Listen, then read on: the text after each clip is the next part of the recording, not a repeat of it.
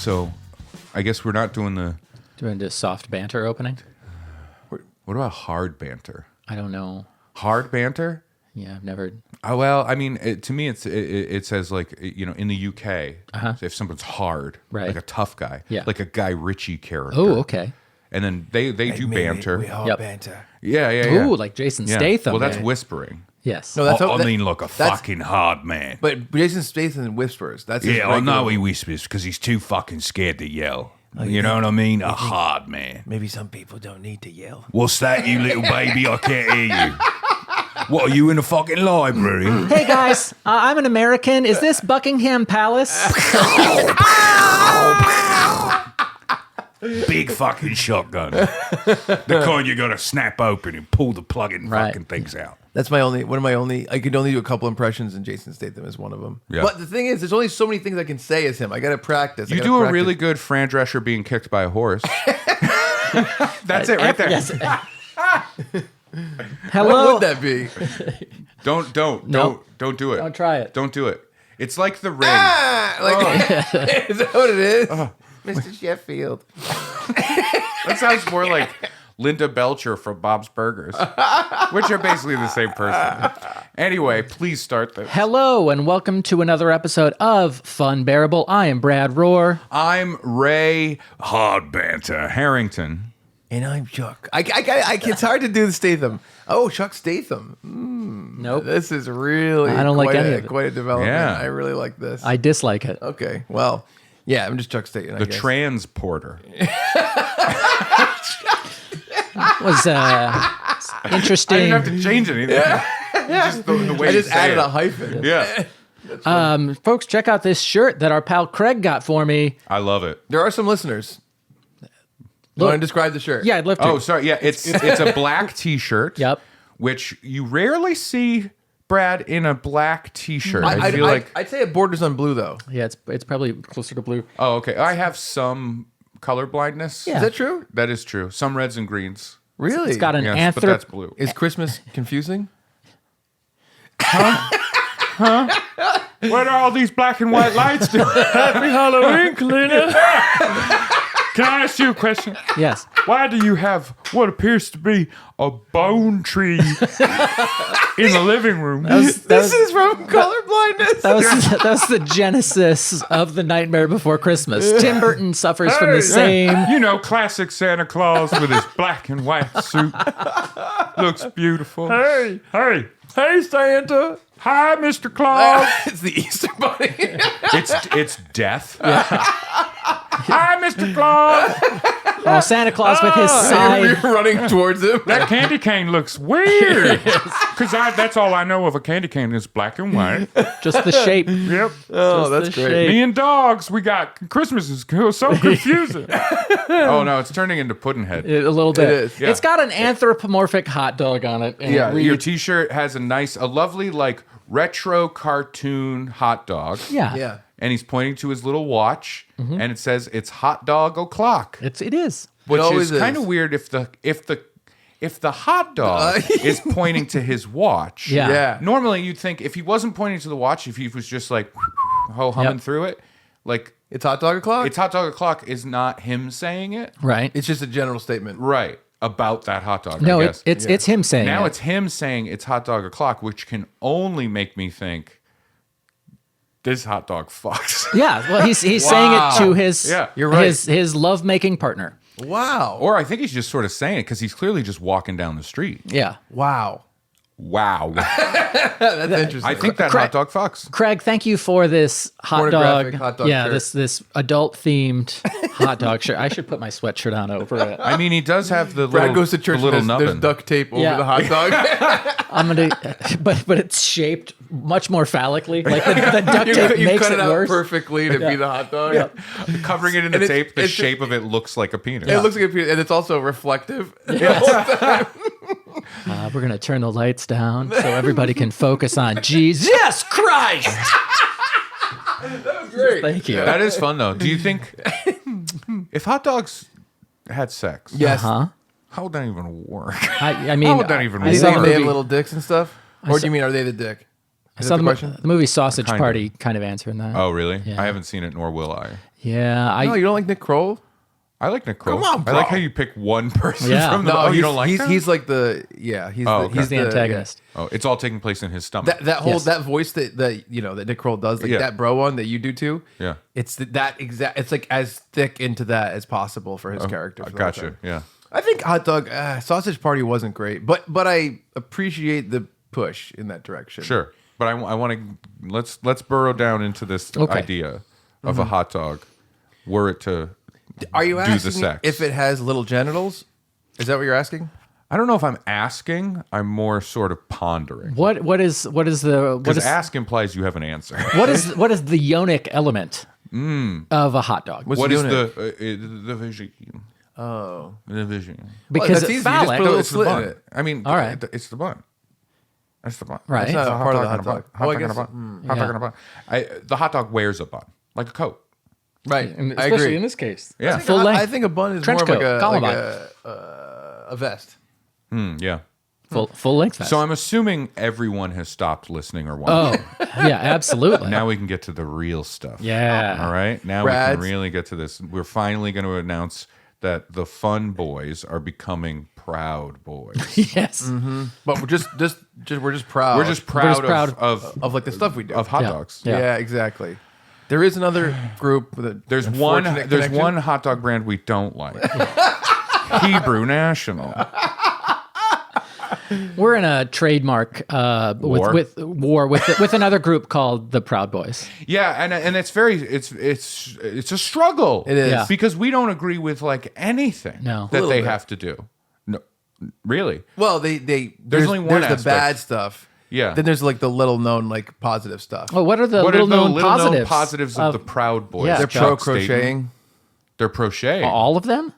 Every single one is part of it. I've never seen a knitting needle in a single hand of a Proud Boy. I know. How do you know? I just did some research. Was research attending those meetings regularly? No, that was for recreation. So I think the one thing we should bring over from the Proud Boys is jumping in members. Oh, I think for the Is that a Fun thing? Boys, yeah, they jump them in, which is just a bunch of like, it's a tickle fight. yeah, exactly. Let's get around them and They really do Yeah. that? Absolutely. I always thought of the whole like we're gonna beat him up to get him in. It's like kind of like a trope of like a movie, not Right, necessarily a real thing. Yeah. That's funny. I didn't think that like a white pride whatever Right. would do that. Well, that's because they don't have. It's a reactionary movement. Yeah. And it's not coming from anything real. So in a lot of extreme like alt-right movement stuff, now we're getting really serious. Yeah. Because it's all reactionary, nothing organic can come from it. It's all repetitive, right? all It's all an manufactured, yeah. echo because they're only doing a thing based on something else. Yeah. Like Ben Shapiro doing his Daily Wire, right? Doing movies and stuff now. Yeah. What does he do, That are review movies? anti-woke, right? They had Gina Carano come over and do a movie. They just released a comedy called Lady Ballers, Can I tell you something? which is men wanting to be in a women's sports league. Yeah, we already saw it. It was called Joanna Man. There's many of them. Yeah. I'm White so chicks. I'm so bad at knowing stuff about the alt right stuff. Yeah. Like Except for that crochet someone's fact. like, yeah, Ben Shapiro's show, and I'm like, Yeah. they're like Tucker Carlson is on, and I go, Twitter? Yeah. What is the answer to that? See, this worries me. I think it makes you more susceptible. I think you start like watching one YouTube video about like the Ninja Turtles, Yeah. by the Well, I wrong do that. person, Yeah. slowly draws you in, and then suddenly you're activated, and you're like you're Man. like a hardcore right winger. I was listening to, this is going to come out, I think, next Wednesday, and we have just recently re-released our Ghostbusters Pitch Doctors episode. Yeah. And I was listening to it because I didn't really have much of a memory of it. I don't know if Right. you guys do. Not really, no. Not even a little. Brad does Wokebusters, and we're doing all the people that are mad, and we go, I go, you made Slimer Puerto Rican, and I'm like, you made Slimer Puerto Rican is such a great encapsulation of that viewpoint. Oh, yeah, I'm for like, sure, It's yeah. so fucking funny. Absolutely. No, Yeah. it is fun. But yeah, a lot of their stuff is like the film thing that they're building is like we're building an anti-woke film Yeah. thing. Oh. But the funny thing is like Oh, they're and- making. I thought they're making movies. They're making movies. Yeah, yeah, yeah. Oh, I thought they were. I guess I thought you were like they're going to cherry pick the people who are making movies that they consider to be anti-woke and have them on the show. No, they're No. making movies. That's what I said a minute ago. I heard you said they one brought of Gina them. Carano over Yeah. to make a like homestead movie. Okay, sorry. Then they made Lady Ballers. Right, okay. They're making a cartoon Oh, good. that is basically just like in the style very similar to Family Guy and like American Dad, but it's Adam Carolla's show that he was pitching in like 2011 that didn't get picked up. Well, I'm sure it'll be great. But what's interesting is all of that. Somebody pointed this out, and I was like, yeah, this is true. That whole movement of like anti-woke and here's the stuff we do want to make, none of it's original. None of it is like pushing anything forward. No. Nothing's like art, right? Like Right. the idea of like we want to be anti-woke because we believe that like political ideology shouldn't be in the stories that we're watching. Right. That's kind of what their claim is. But it's the the stuff they opposite. put out is only political. Exactly. It's exactly the opposite. And Yeah. it's only political in a realm that is already done. The movies Yeah. that they have made are movies that already exist. Yeah. Yeah. The stuff they push forward, nothing new is coming from it, and that's my point. It's because it's from a reactionary. Right, I see. Anyway, how do we go from do hot dogs fuck to like genuine discourse about something happening in the movement? It's probably the Pride Boys thing. Pride Boys. Is that what That's it is? different. Oh, Proud Boys. That is different. They should do that. That is funny. Yeah. Ooh, super like leather men that are all in a group together that like counter protest Proud Boys, and they're the Pride Boys. All the That Ray is Harrington funny. fans. Yeah. I fucking love this. Yeah. I love this. That is great. Let's start this. Can we start this movement? I want to be an ally to this. I want to That is support funny. the Pride Boys. I came up with an idea a long time ago because I thought of like, my band, we were doing a cover of Bob Marley's Three Little Birds. And I was like, man, and I started looking into reggae and thinking about it. And one of the interesting things that, this is kind of off topic, obviously, but the band Ace of Base from the 90s? Yeah. It's really weird because they were like Swedish or Norwegian and it was all electronic, but it was actually reggae. It was all upbeats and those walking bass lines. Yeah. And I don't know how I'm really interested, but there's not a lot of documentation about how these people decided to make like basically electronic reggae, which was never really considered reggae. Yeah. But if you listen to it now, So what happens when you even the combine saxophone. But anyway, Sweden and Norwegian, Swedwegian. If you get Swedwegian, that you get electronic reggae. It was crazy, but I was like, man, it'd be so much fun to actually do those songs as reggae songs, like the Sign and all those things. And I was like, man, there's so many songs that'd be fun to do that like that. And I was like, what would be a good name for a reggae cover band that just does reggae versions of everything? And I thought of Reggae Pride Parade, and the cover would be a gay pride parade, but it's all the reggae flag colors. And I think that'd be so fun and so cool. I think it's a great idea. This is I don't care what meant comes out of your by mouth out of this. It's good. He's susceptible. He's vulnerable to these things. Yeah. Suddenly he's walking. Whose influence was this? You're talking about alienating two whole subsets I'm bringing of them culture. together. There's a bad blood between the reggae and the gay. That's a real thing. Don't you know this? No. How You would didn't I know this? it? Oh, it's referenced on Nirvana, the band, the show. Okay. You didn't know that? No. Oh yeah, there's a bad history between like the reggae culture and being being super homophobic. Interesting. You didn't know that? How would I know that? I thought you were a history scholar. You've asked me 4 times I if thought I you knew were- I that. thought you knew about And I said history. no each of the first 3 times. Wow. Well, I guess I'll teach you. Thank you. So I think what you're referring to is more like there's a homophobic element within the reggae thing. Yeah, I don't the know way why. there would be a homophobic element in like the rap community. I'm so white by Is saying that true?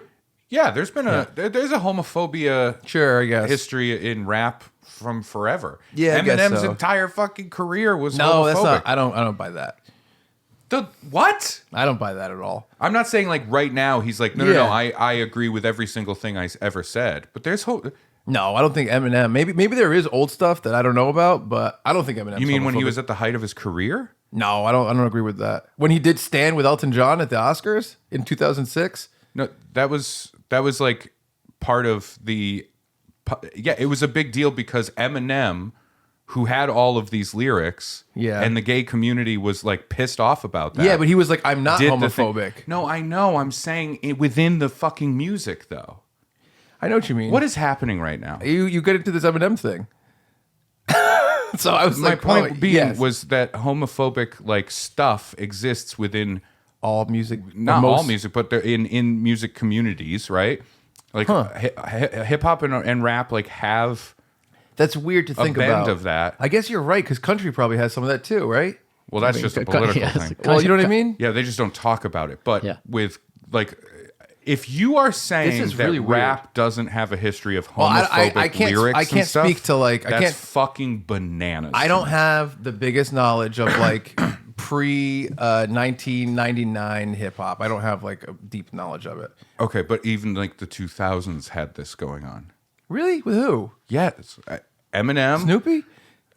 Snoopy never released a rap album, Yeah. unfortunately. Charlie Brown had I've Lucy, heard- Lucy released some diss tracks about Charlie Brown. Yeah. that Yeah, were you know what? pretty Now, rough. now that I remember, there is like a thing where like because Eazy actually had AIDS and it was a thing for a while because of like they didn't want to relate him to like gay whatever, right? That was a thing for a while. Yeah, and in a lot of lyrics, it's often like yeah, the person that you're rapping about is like they're doing yeah. I guess gay so. things. And Wow, this is really. Can I tell you why this is strange? Because like I came up so immersed in like punk rock, and like so much of my upbringing was that, and everything was so heavily anti-homophobic, all that kind of Yeah, stuff. yeah. Because like that's punk rock. That's a big Right, thing. right. That I never really even thought about this. Yeah. Because I guess it's weird because that was my way into music was punk rock for so long, and then even like regular like rock and roll that's more mainstream, like let's call it like the Foo Fighters Sure, or sure. whatever. I would never relate it, but maybe you're right. That's really strange. No, there's an absolute history of that stuff. Wow. The whole point I was going to say earlier about the way you said like reggae and gay cultures like clash. I don't know if they clash completely. I know. You But know my, what I mean? my thing is like, well, I think what you were saying is like that there's homophobic stuff in reggae. Yeah. Yeah, but so they're like, boo gay community. I don't know if the gay community's like boo reggae. No, exactly. You know Yeah, what I mean? exactly. It's Yeah, probably, of I course. think it's like a one-sided thing. I'm so genuinely bothered that you were so firm against I am firm. Eminem having any history of homophobia. That's I crazy to me. He I was mean, like, he was. I would have a real conversation conversation about it, but I don't think we could have it on the podcast. I think it wouldn't be funny. No, I agree. This isn't funny now. I so badly want to Google just like fucking Eminem homophobic lyrics response from the gay community. Like this was a whole thing. It was a whole thing that I think was. I mean, you want my honest opinion on it? Sure. I think it was a whole thing where it was like one of those things where in, let's say 1999 is when the Slim Shady LP came out, I think, which was like the big one that had My Name Is on it. I believe it was 98, maybe 98, around that time. I don't know. You're the You have no idea when that album came out? No. Good. I have less of an idea than you do. Yeah, don't it's either. got to be 98. I think he would use the F word a lot. And then he was accused of being homophobic, and kind of the response was from him, and I remember this because there's like a couple books that he released that are just like different, not exactly memoirs, but whatever. And he was like, this was just like a word that we grew up with and was used heavily in rap culture growing up. And he's like, I've never been homophobic. I don't feel this way about people. And that was like a thing for a little while that was going back and forth with people accusing him of that. And I know that you're talking about like the Elton John thing was in response to that. Yeah, yeah. But Elton John was like, he's not homophobic. Are you crazy? Yeah, no. And that was back then. Sure. I'm not saying whether or not he was homophobic. Oh. But within Like the the lyrics history and all of that the stuff, 'cause- history of the words they use. because and it's the our, way they- it's rap, and he was in that. Like that world has That's interesting. a lot of like. I'm sure it does. I'm sure older know, stuff does too. I'm not an F. All that stuff Yeah. is there. You know what I mean? I have to imagine Yeah. that the 80s NWA, like all that kind of stuff, is heavily in that direction. Oh yeah, and it was still definitely there in the aughts for sure. Yeah, I don't know. I don't know. Yeah. Well, It we'll became do a some weird- googling.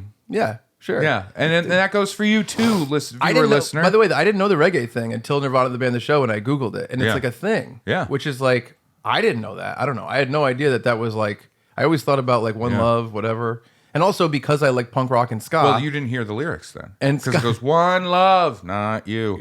One, yeah, like punk rock, I grew up with punk rock and ska, and maybe I just related ska and reggae too heavily. yeah. So yeah. you know what I mean? Because like Sure. my version of that stuff is very progressive. Yeah. That I have experienced. This took a turn. That it This did. took a genuine turn. Yeah. I want to hear. Let's pivot once more. Shall we? Yes, we shall. Pivot. 2. Brad has a little tale he wants I to did. tell. Right, you went to the fair. Well, yeah, not exactly. His favorite kind of fair. I went to a job fair recently. Yes. One of our fun bears, one of our viewer listeners said, What kind? "Hey, Hand, blow? What are we talking? hey, there is a job fair Foot.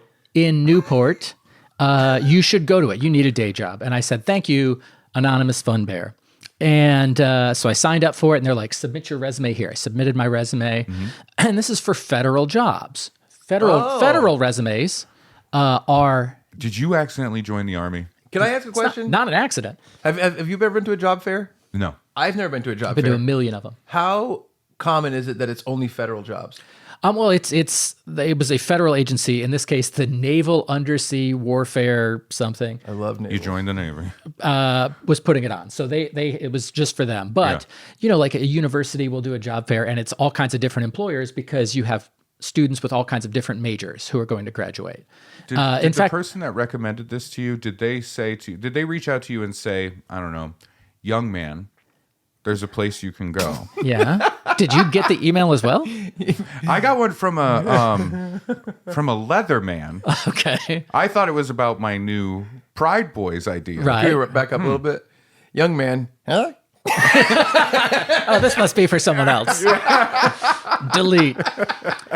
So they're like, submit your resume. Now, federal jobs, resumes are different. Normally, your resume is 1 page. Federal resumes, you list everything you've ever done. Federal resumes be like 3 pages long. yeah. Do you ever make a resume? Huh? Did you ever make a resume? I mean, Never? No, like tail end of college when I was putting stuff together. Yeah. I had a resume Not since for then. a couple of things, but then like I became like a full-time comedian. Right. Yeah. And nobody ever, you know what my resume is? My bio Yeah. with my credits. Like that's my resume. I'm Genuinely. thinking of That's pursuing what I was wondering. full-time stand-up comedy just so I don't have to write a resume again. There's a lot of other shit that you have to I do. have a resume. I haven't updated it in a long time, and I really need to because most of the stuff that people would care about has been done since I last did it. Yeah. There's a picture of me on my resume. Is that weird? No. No. Plenty of Picture. people do that. Top, No. top left is You know pretty what? small. What are you doing in it? I'll say It's Eminem is not homophobic. It's special skills. and Ray, yes, he is. Yeah, different. Red ink. I had a friend who, she redid my resume for me and was like, "Oh, you put your picture here," and I'm like, "No. I'm not going to sell myself on my picture. Like she's a hot woman. She imagine? can sell herself on a Oh, photo. yeah. Me, Sexist. I'm losing jobs because of this mug. The only reason I put it there is because at the time I was doing some research on resumes, and I just went with one that was a template from Google Docs. Yeah. And I Googled if it was normal, and they're like, sometimes it makes it more personable. Yeah. When we were on the Zoom the other day, we started making fun of your Zoom picture, and you got so mad about I it. changed it immediately. You did, yeah. It was. I mean, there's a lot of reasons for it, but we're not going to go into it. We're going Well, to it talk looks about. like an old picture anyway. Yeah. It What was doesn't the like super. Oh, I said you looked like you looked like a high school sports coach who was recently widowed. when he was forced to come in and take the picture anyway. Because I said, Hey Steve, listen, I know I'm really sorry about everything that you're going through. We got this guy for the photography. And he's only here for Tuesday, and that's it. Looks like the title of this episode is going to be Brad Walks Out Too. No, we don't want you to walk it was out. funny too because I saw it. I saw the picture before Brad came in, and I was like, "Your picture looks like you were sad when you took it." And you were like, "No, I don't." I'm like, "Show it again," and then you were like, "Oh," Yeah. You went into your gym coach Yeah. thing. It was so fucking funny. I think it's fine, and it's good. Did you end up with the picture on your resume? No, No, I did not. okay. So all right. So my resume is 3 pages, and then they say you have to include your transcripts because for some jobs at a certain level, you have to show that you have certain college courses. Yeah. So resume 3 pages, cover letter 1 page, Wow, 3 pages. undergrad resume 3 pages, graduate school resume 2 pages. So each packet of my resume is Yeah. 9 pages. Oh my god. I went to Staples. I quit. Right. I was like, I need to print this on resume paper. Now I get to Staples. The person Chuck spit on no longer works there. And it's a woman. And I'm like, Thank oh, God. hey, like, can you print this for me? Blah, blah, blah. And I'm like, I'm going to this job fair at the naval base. And she's like, I'm going too. And I'm like, oh, my competition. Awesome. Yeah. And then I'm like hitting her in the kneecap. It was $56 to print 10 copies. So weird. of this packet. Can I say something? Yes. You know your Zoom. I wish you put that on your resume because maybe you get the job out of pity. So I spend a bunch of money and I'm like, I don't know how many jobs are open. Yeah. I don't know how many jobs are. Can I tell you that a wicked long resume Yep. makes no sense in a job fair scenario? I agree, but that's what they asked for. That's what they asked for because Yeah. they want all of these. It's an extended one, like you were saying. Yeah. It's all these extra things Yeah. that they want. It just seems his like- normal resume is not that. Right, of course, Yeah. I know. Normally It's one just like page. it's Yeah. just like the idea of going to somewhere and being like, okay, we require a 9-page resume. That's one person. But if Yeah. they're like, it's a job fair, it just goes. I was Yeah. well, There's and a stack of I'm papers. Also, like, in 2024, a job fair Yep. should have like just put it on this and print out this QR code or something and just you hand it out that way. Yep. It should be a unified thing where here's a PDF, here's a PDF. That's what I mean. well, and they had it. Like I uploaded all that stuff. Yeah. So why am I bringing copies? And then again, I don't know how many copies I'm going to give out. So I printed, 90 pages worth of whatever, and it doesn't fit in my Padfolio, and like it was super dumb. Bradfolio. Yes. It starts at 10 a.m. I got there at 10:15. Line out the door. Late, Brad? Well, it went from 10 to 2, and I was like, I don't want to get there early. Sounds like cookout time. Yeah. Sounds like hands on the wheel. Yes, 10 and 2. Yeah. I got there and line out the door. It starts drizzling, starts raining on us. And I'm like, God bless it. There's a guy. My $50 papers. Yeah. There's a guy behind me in You line. built a new suit out of your resumes. Guy behind me in line is like jeans and Carhartts. He's like, oh, I'm applying for an engineer position. I don't need to wear a suit. And I'm like, it's nice. I'm wearing the suit that I bought literally 20 years ago. And so, finally we get in, we get our little name tags, and they're like, okay, the 7 tables against the back wall are engineering and computer jobs. What are you looking for? And I'm like, oh, I guess business/other. And they're like, those are these 3 tables here. And there's huge lines in There's front. flies. There's stink lines on them. It's It's dimly lit. It's freezing for no reason Yeah. in that one corner. It This was- is the comedy of it, right? Yeah. Oh my gosh. And it was, Flickering light. they said there were 538 people pre-registered for this thing, and I'm like, how am I supposed to stand out? Like, I have a master's degree, but like, I'll bet a bunch of people in this room do. Yeah. Get in line for the first table. I get up there, and the guy's like, "Yeah, I'm the comptroller. I do all the financials." I'm like, "Well, I don't have I don't have a master's in accounting, but all this money crossed over my desk." And he was not interested at all. He was very nice. That's a shame because I feel like comptroller. Yeah. That's like a Brad wheelhouse right Yeah. there. I know. I never I don't understood even it. deeply understand what a comptroller me is, neither. but Nor I do I. just hear comptroller. I'm like, my friend Brad's looking for a job. Yeah. There's a couple different positions, and Brad also had one. What was it? The one at the top of the university that you always had to talk about? There was a chancellor. The chancellor. Yeah. I always think the chancellor is also funny. Chancellor's fun. The I think chancellor is that- really fun. Comptroller though. I know. Yeah. because it's so like vague and nebulous. Yeah. So I waited in You line. did get that job as a clump troller. Yes. That's scooping Rosie's litter box. Let's see. Pro- 10, 15. Probably 10 or 15 minutes in line for that one. And Yeah. again, I've already waited in line outside half an hour. Did he sign your stuff? He looked at it. We made small talk. He was very nice. God. Yes. And then, get in the next line Yeah. where it's like, oh, procurement analyst or administrative manager. Like, Yeah. again, titles that could mean almost anything. Yep. 15 minutes in that line. I get to the front, and this woman could not have been less interested in talking to me. It was like I was on a date. It was that bad. Oh, no. She was just, I'm like, here's my thing. I have this experience. And I she's like, analyze. okay. I dropped Funbear Kevin's name. And she's like, oh, I know Kevin. That's it. No, like, I like Kevin. No, that this will really help you.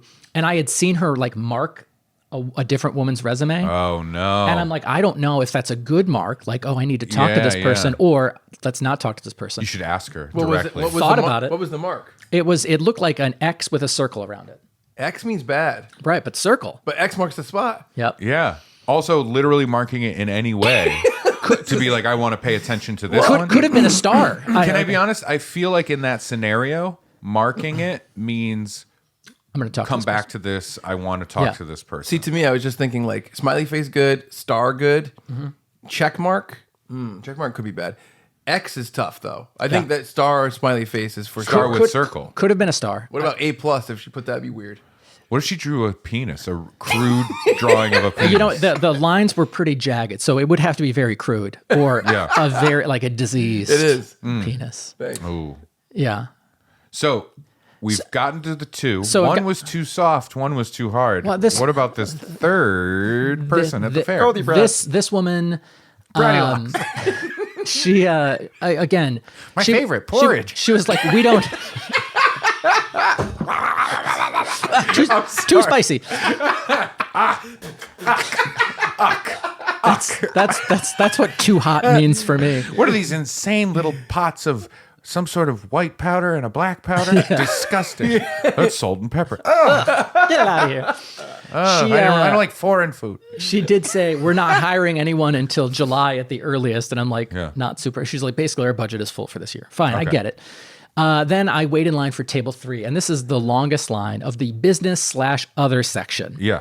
I've been in line probably for 45 minutes. Oh God. This is all horrible. It really is. You know, I'm making small talk with the people around me. I saw some friends I hadn't seen in a while. That was nice. Like, coincidentally, like this person walked past me and I'm like, hey. And then the guy 2 people in front of me was one of the students I coached improv for at UMass. Yeah. So like, that was cool. I liked that.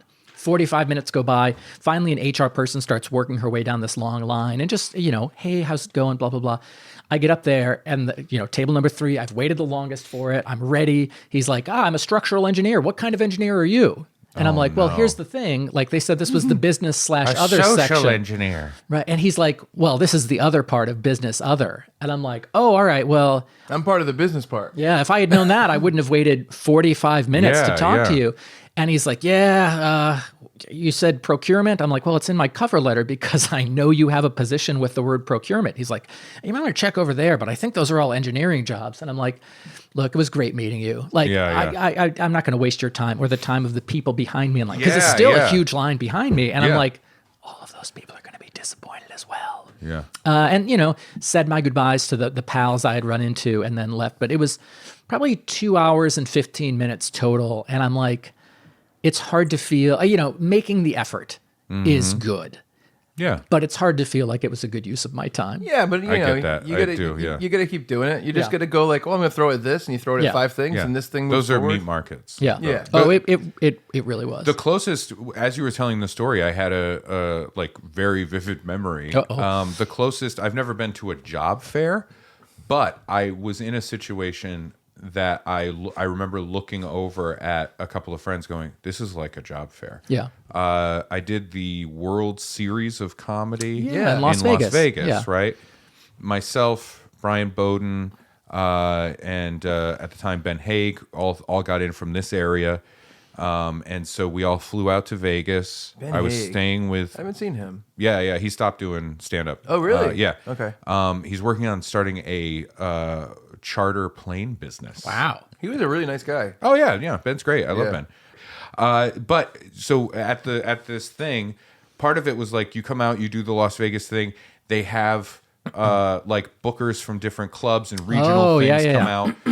Sometimes they do judging for the contest stuff, and they do all that stuff, and you're supposed to be able to like meet with them. And it's this is earlier on in your career. This is like feature level comics, right? Kind of doing their thing. That's where I was when I was in it.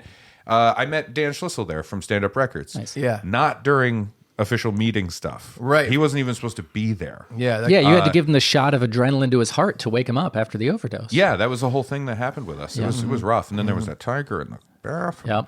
Yep. But anyway, and Ed Helms was there. Yeah. It was weird. And I was just like, Ed, tone it down. Yeah. A little too try hard here. If you sing again, I'm leaving. You see Cedar Rapids? You see National? Nope. I don't know about that. But anyway, so they had a thing where it was like, and now you're going to meet the bookers, and it was in like a banquet room. Yeah. And I thought it was going to be like almost like cocktail hour kind of meaty sort of thing. You just wander, you mingle. That happens at larger festivals all the time, like JFL. That's going to happen at JFL all the time. It used to. We walk in, Brian and I. Ben, Las Vegas destroyed Ben that week. Okay. Las Vegas beat Ben. Oh. Ben tapped out of the contest early. He started gambling. He started drinking too much. By the end of his time, by the end of his time, The idea of casually saying hookers killed one. One tried to kill him. It was a whole thing. So we pinned the first murder on the other one. You know, it was a whole thing. Yep. Ed Helms was there.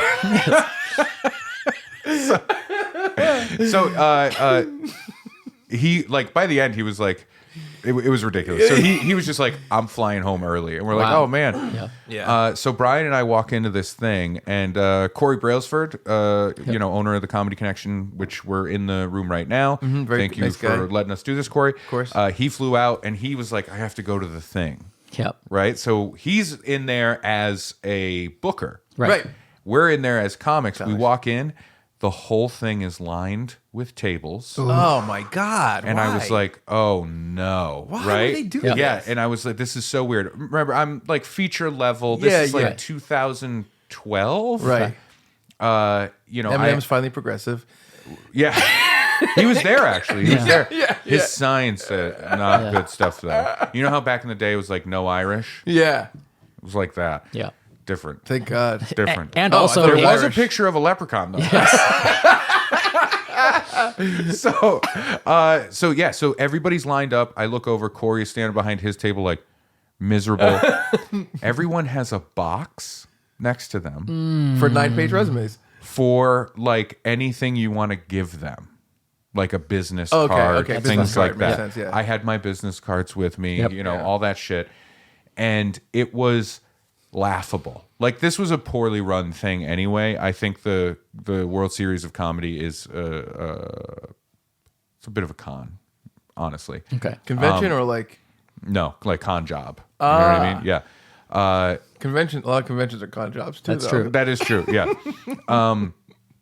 But anyway, so we start going through the line, and it's immediately clear what this is. Like they're just like, oh great, and most of it is just like you go up to one of them and you're like, I'm sorry, what do you book? Yeah. What Yeah, do you do? I know. And then they're like, I book 5 rooms in Michigan. Yes. And I'm like, I'll go to Michigan. Yeah. You know, and it's like, that's it. And it's so weird Yeah. and impersonal. I'm like, this isn't what I wanted to do. You know what I mean? So we go through the line. We see Corey. He's like, they just put the stuff in the box, and then they say that they're going to give me they're going to mail me the box. So now we have inside information. Wow. And he did. Like he just had this box full of like business cards and Wow. little postcard sized things, some DVDs, whatever. That's fun.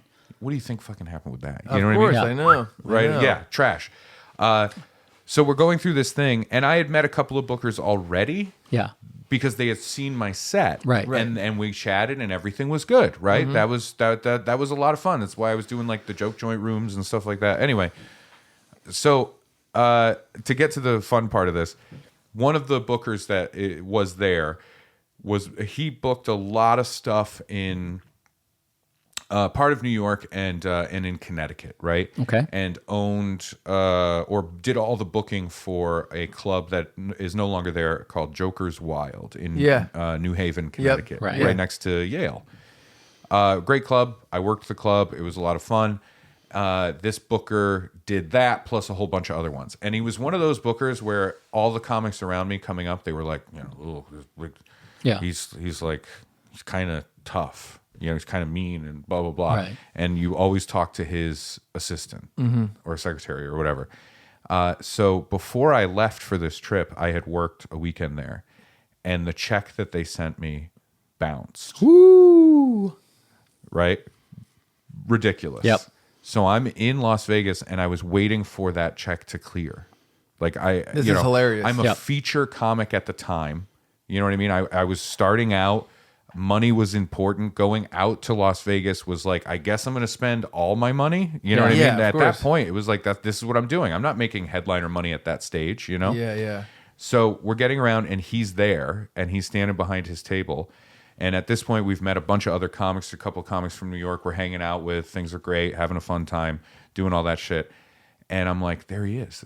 He fucking, I'm in the middle of like emailing with his assistant Right. about this check bounce. And I'm going to England like the next week. I'm like, I need this fucking money. Yeah.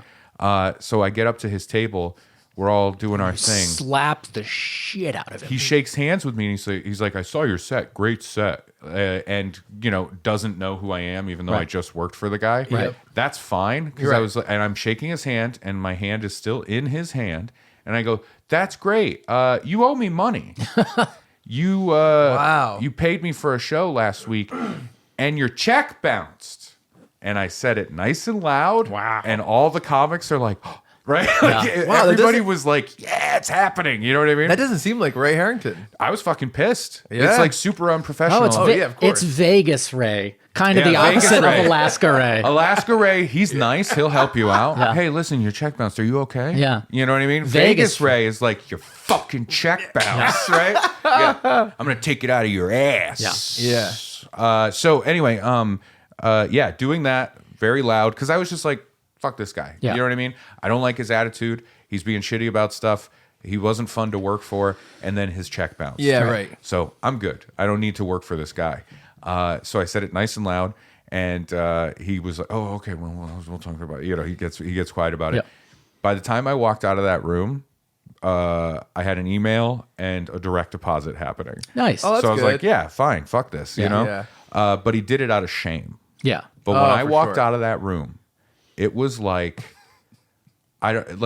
some kind of high school comedy where the kid finally says something to like the shitty principal or something. Yeah. And people like lift them up Yeah. and carry them out of the room. Yeah. That physically couldn't happen for me. But it was one of those moments. It Yeah. was like the Goonies won. Yeah, Right? That's what it was. Yeah. And it was so fun. But that's the closest I've ever come to Yeah. like a job fair. It's a meat market. It's gross. Yep. You just go down the line and go, I'm here. Yep. It's so antithetical to the idea of like making a good impression with Oh, somebody. absolutely. Like Yeah. how am I supposed to make an impression if these tables meet, let's call it 120 people over the span of the 2 hours I was there. Yeah. How am I supposed to stand out short of throwing up on them, which I considered. Face tattoo. Does Face tattoo. you think It's any at Helms again. You think any of these places have to hire so many people at once that they might hire like 20 people from that day? Because that might make sense on their because, side. Like my point of going to this was basically let me get in front of you so I can explain how my skills are transferable. right, And exactly. that did not get to yeah, happen. for sure. Instead, Yeah. I got in front of them and they waved me on. Which again, I get Yeah. it. They're seeing a lot of people too. I almost wish I had gone later in the day, but I didn't want to go later because I didn't want them to mentally be like, all right, we met Ray Harrington earlier. He's a definite yes. And then I come in and maybe I'm more qualified for this specific job than Ray Harrington, but in their brain, they've already got Ray penciled in. So the reason I brought up the are they hiring 20 is just I'm trying to figure out the logic of how this works for Right. one side of the parties. But I was thinking, if you did want to be like, man, what do I want them to think of me? You could have come in, minute one, your old suit, Brad Rohr, typical, like on the money, Yep. hand them all your stuff. Then you come in 15 minutes before it ends again, leather jacket, sunglasses, Oh, okay. cigarette, Yep. and you play that side, and either one, because Yep. they're just going to This shuffle is your thing off as duty, Brad. Yeah. yeah. But they're not even, they probably won't even recognize you. Oh, no. And if you do give off a different impression, even if they already have your resume, your 9-page resume, along with 100 others, they're probably not even going to notice that there's two of the same one. Right. So maybe that was the I'll say tactic you should have taken. as I was leaving, the procurement lady, I'm like, hey, once again, my name is Brad. My name tag fell off. Really sorry about that.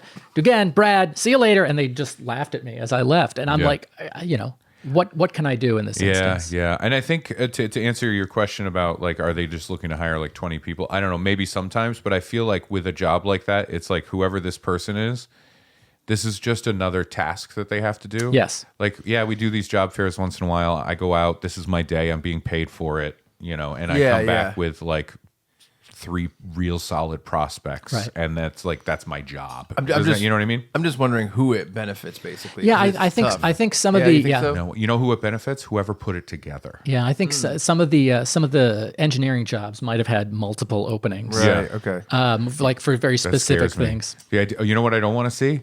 Engineering table, and it's like, we build the bridges in your town, and the guy sitting there is sweating, and Yep. he's like, anybody want to come? Anybody wanna build a bridge? Please. All I'm going to say is I'm going to be leaving in 90 days. I'm just going to say that now. I know I'll be leaving. Well, this is they're building submarines, so similar. It Except is I'm similar. not going to be in a submarine. Submarines go under bridges. Yes. Never over. By the way, there's a job fair at the charter school near in Warren next Tuesday. Do you want to go with me? Yes. All right. That sounds fantastic. The idea of Chuck and Brad at a job fair. I think first of all, I think we should apply as one person. Yes, it's a stepbrothers situation. But it's just an interesting thing. I am wondering about who it benefits and how that works and like why that's better. Especially, maybe it makes more sense before the internet. Does that make sense? Probably. Right? Yeah. And it's just one of those things that's kind of a technical holdover that they just never phased out. It's difficult because there's also other versions of job fairs which are like at a college or See, at that a place makes- where that kind of stuff yeah, I happens. guess Just briefly, because I know we have other stuff to talk about. Student fair, like my RD job, my resident director job, my assistantship was a job fair in Oshkosh, Wisconsin. And you go and it's just 2 days of like 30 to 60 minute interviews. You sit in a waiting room, you've put your name in with all these different schools, and some of them have said, yes, I want to interview you. Some of them have not said that. And so they'll come in, you're in this waiting room and they're like, Brad Rohr. And you go and you interview with South Dakota State University. And then you come out and half an hour later, you're interviewing with Illinois State University. And you come out and 2 hours later, the University of Kentucky. And it's just interviews. Yeah, and it's cheaper for all involved instead of flying out to like 5 or 6 different colleges across the country. It is exhausting. Oh yeah. And I think I crossed paths with our pal Lou Perella at the 2006 version of this. Really? Yeah, I think we were in the same room at the same time. We did not speak. Oh, okay. I see. He came in, he burst in. Yeah. And he had a newspaper. Yep. It was the day after the VMAs. Yep. And he was like, "Did you see this? Did you see this? Eminem doesn't hate gays no more." Yeah. And that's what it He said never as the did, and the headline. ignorant people that just believe everybody else are gonna keep saying this for 50 years. I never said he hated. I'm just kidding. I swear to God. You know what's funny? Get Kurt Loder in here. You know what's funny? It's so funny because you're gonna remember the name of this, and maybe Brad will remember the name of this too. Judy Garland. When you're a performer, what is the thing where you pay like $5,000 to go and appeal to all the different NACA. colleges? NACA. NACA, Did you yeah. ever do that? No. So I have no interest in doing NACA. I never did. For the listeners and viewers, it's Yeah. basically for anyone who's any type of performer. You Yeah. pay like a lot. It's thousands of dollars. Yeah. And it's essentially like a job fair, but you're pitching But yourself. it's like a fucking circus version of it. yes, Yeah. but Yeah. you pitch yourself to the booking department of different colleges Yeah. across the country. Student activities, Is it only It's North America because it's North America. Yeah. I don't know what is the CA? College activities. College activities, and people always would recommend senior discount to do that. And like we never. I mean, I didn't have $5,000 to spend on going to be at a place. But then some people really like it helped them make a career, right? Some people, yeah. I don't understand it. It's very difficult. Like NACA stuff. Like my wife was a student activities director, she went to that stuff. And you know, sometimes you'd bring other kids that are part of like student activities committee or something like Yes. that. But the whole thing is like a nightmare. So you have the tables, and you have to rent the table. You have to pay for that. And you know, if you get selected for showcasing, you do a show. You're part of a show, right. but for a stand-up, it's a nightmare because like I know comics that have done it, and they're like, yeah, the table I had was like in between like A juggler. yeah, in between Yeah. like a guy swallowing flaming swords, Yeah. and this other person doing this crazy thing because they don't care. It's everything, right? Yeah. Yeah. But it's all geared towards college kids, and then the showcases. What I heard from this stuff is the showcases were like comics coming out and doing like 3 to 5 minutes, and the comics that could do camp counselor level like amp up to the kids that are there, Yeah. they get all the selection. You know what I mean? Yeah. And then another comic doing like a thing. Yeah. They're Like a real "What?" comedy thing. Yeah. So that's really difficult, and you're competing against like Stomp. Yeah. You know what I Yeah, mean? You're it's- competing against like a trash can drummers and shit. For people who are not kind of on the entertainer side of like industry stuff, colleges are really weird, and their entertainment departments are usually run by students who are learning how to do that kind of stuff. Yeah. So they'll get like a budget, and Brad probably knows more about this than I do, but they'll get a budget, and so when Senior Discount would play college shows, that was like the most money we'd ever make. Yeah. They'd pay us Colleges like a pay ton. very, very well. Yeah. And so I remember one time I went to go see one of my favorite bands is Really Fish, ska band, inclusive, and they were at like Worcester Polytech or at some college, Yeah. and it was Real Big Fish and 50 Cent.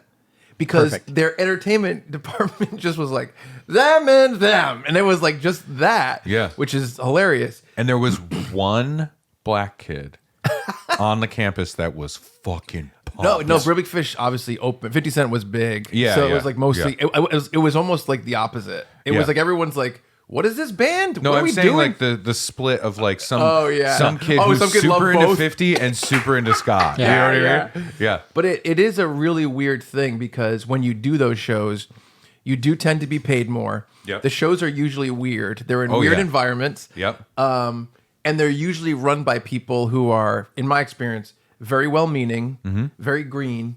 And like those are the times where you go in and they're like, so what would you like as your hospitality writer thing? And all this Yeah, stuff yeah. when in normal situations you wouldn't have it at that level. Right, You know right. what I mean? It's really, really funny. Yeah. But so Yeah, it's so NACA, crazy. I guess, kind of caters to that. And if you do want a better picture of NACA, I just remembered on Crashing, they did a whole Yeah. episode about yeah. NACA. And it was very accurate. Like Yeah. that scene of him in the table area. Yeah. Very accurate. Yeah, it's a funny thing. I didn't feel like I personally ever knew anyone who benefited from it. Yeah. But then you just hear these weird stories of like, well, Dane Cook got 20 shows out of it and he paid $5,000 to do it, but the shows equaled $60,000 Yeah. or something. That makes sense, but it is a weird thing. Oh yeah. And it is a thing where it's like the percentage of people who I think do walk away making more money than they spent has got to be 2%. Yeah. You know what I mean? Yeah, absolutely. Yeah, it's funny. Well, I want to pivot really quickly. Yeah. I wish you nothing but the best Thank in you. your endeavors. I hope that if you do another job fair, it is not like that one, or you go to one that isn't engineering. I'll Yeah. go with him on Tuesday. I think it's Wednesday. It's I'll when's the be- 21st? Okay. I'll be super shitty Oh, and stupid. the old gallant and goofus routine. Yeah, because I don't need the job. Nope. Yeah. And then I'll be like dumb, and you'll be helping me, and you'll be like, maybe I'll even like be confused, and you're helping me in front of everybody. Okay, yeah, So they're good. like, this guy, we need a guy like him. Yep. Like, Yeah. And you're like, sorry, listen, we can't hire your friend, and you can be like, Why don't "It's you really lean unfortunate." fully into the sitcom premise that this is, Fake a heart attack. and rob one of the people, and then Brad saves the day? I would do that. Yeah. You know I would do Yeah, that. I'll think that would give work. you a spear. Both of our backs will break. Yeah. I think that's wonderful. I would love to do Yeah. that. I would He love to came take in part. with a gun. He fired it into the ceiling, and then he said, "Everybody, put your hands on your knees." It was very confusing. Then he said, "Okay, now lay down. Don't move. Don't look at me." And also, Eminem, Marshall Mathers, is super great with the gays. And then another guy tackled him. It was weird. But I want to pivot to this.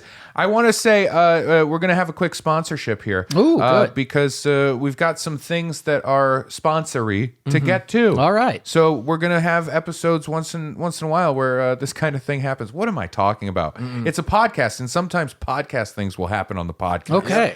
Does that make sense? Yeah, I of think course. so. I have a gift for you gentlemen. Wow, how exciting! Do you Wait, a guys gift have for us? Yeah. Oh. Do you guys have keys?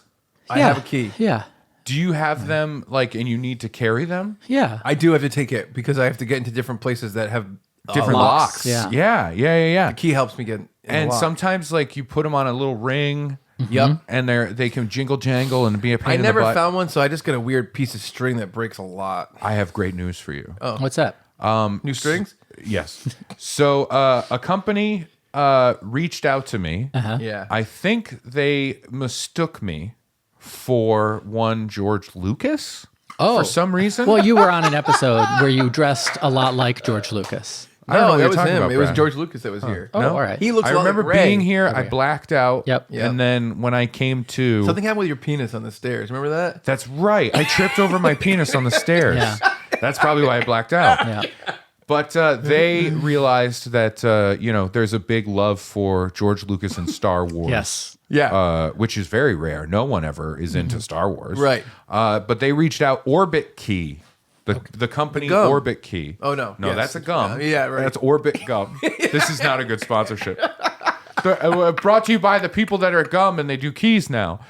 Orbit key. This episode is brought to you by Orbit Key because they sent out some lovely Star Wars paraphernalia.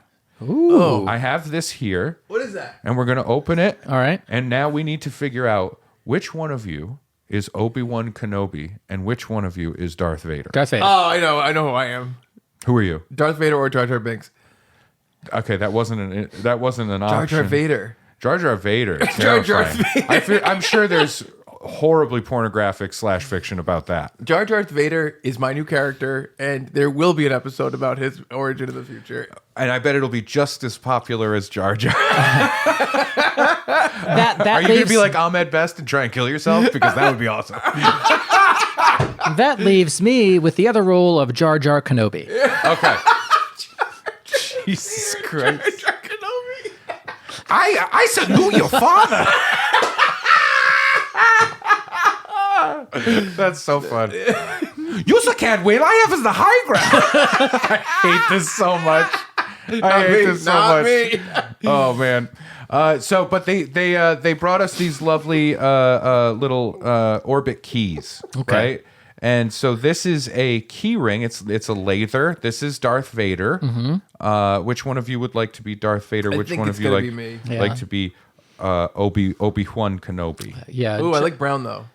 What do you want, Brad? It's up to you. Oh, I'll take Darth Vader. Okay, Okay. cool. Yeah. There you are. Wow. There you are, and Thank you you. just unscrew that and you put all your keys in it. Oh, and then you it's just like flip a cool them out. leather thing, and it's orbit key. I do think that's great, and they've been coming up with a lot more stuff lately. They've been doing more like,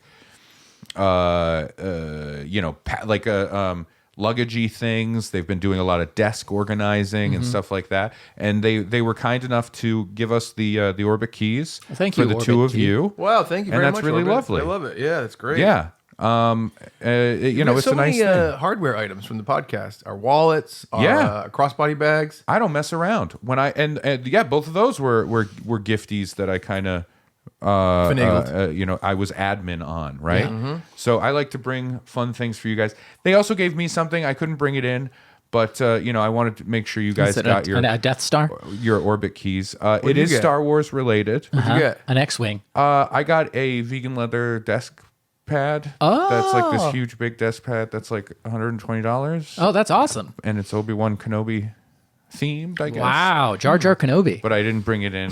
But you guys got the orbit This is keys. great. Thank That's you. fun. Were you going to trade maybe?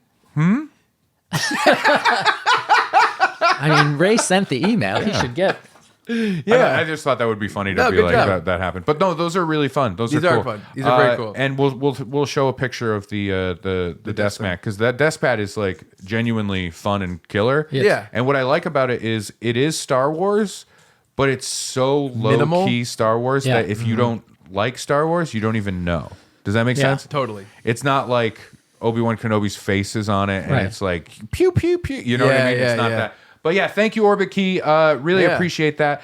Genuinely like your products, and it's so nice that they did this like Star Wars kind of related fun. That's very cool. It's a good thing. No, I like it Yeah. a lot. That's great. Cool. Good I job, Ray. feel the hate flowing through me when I hold it. So it's it's working.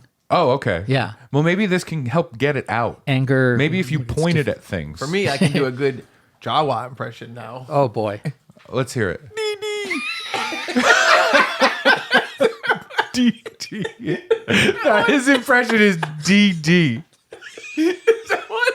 I don't know which one is which. That sounded like a guy far away calling for his wife Dee Dee. I don't know. Didn't it? I don't know the creature. Like way off in the distance. You Dee Dee. Dee Dee. Isn't that one of them? Doesn't one of them do I that? think so. Yeah, Yeah. it's probably accurate. Yeah. Dee Dee. It's what you come here for, folks. Here on Funbearable, you get spot on impressions. I don't know if that one's better than Statham. It's actually like the thing is pretty accurate I think, to I a think Jawa. it is too. Yeah. It's funny because I'm not great at remembering the specific. Like a Jawa might be different than a Bawa. or something. I don't know what they are. Jawa Taba. Like the one. Okay, so there's the ones that have brown hoods and Yeah, black faces. that's a and- Jawa. Yeah, and that's they have the red eyes. yellow Yeah. eyes. Do they Yeah. do DD that thing? Yeah, I think so. so. Yeah. Okay, good. I think one of them like flies off the side of something and blows up, and they go DD. Like I you know. don't know I think about that. I think he part. got shocked by R2D2. Oh, Yeah. that's what it was. Shocked. Yeah, yeah, yes, yeah. thank you. That's what Yeah. it was. Yeah, that's pretty good. That was pretty good. Yeah. Was, You know, we've never seen a Jawa without their stuff on. What does a Jawa look like? It's a I know. question for George Lucas. Well, one of the acceptable changes to Star Wars that he made was he made them blink, and I think that's fine. Yeah. I don't like the dewbacks. No. Oh, in Star Wars, I mean. Oh. But now I want to know. That was another what thing I learned from my crochet club. I want to know what a Jawa looks like. I want to. wanna- What do you look like, Jawa? You know what I want to mean? see? Jar 2D2. Oh man. How do you even do that? You know what I mean? I think you'd have to take off the top and It's him. so fun that Jar Jar Binks was so universally disliked Yeah. that the entire race of him, Of Gungans. I don't know. No, Wait, not no, he wasn't a Gungans. Gungan. The No. Gungan were the underwater people. yeah, Yeah. that the entire race of them is not in Star Wars anymore. Yeah. Is that true? Like you just don't see them. They're not in anything. There's no character where it's like, oh, that's one of those, whatever they were. And I just think it's so funny that in Star Wars, where like all of that stuff is there, people are just like, no, I know. Yeah. that never And happened. Ahmed What are you Best talking about? came back, right? As a new Jedi? Yeah, he got to be a That's Jedi, cool. which That's is cool. lovely. That I is think that great. is wonderful. That is awesome. Because he got the like. That's one of those things. Him, the kid that played Anakin, like it's not their fault Jake that Lloyd. they were in these course. bad movies. Yeah. Of course, you know, yeah. you killed my child. What? He's just a kid actor. I know. mean, what's your problem? I know. Yeah.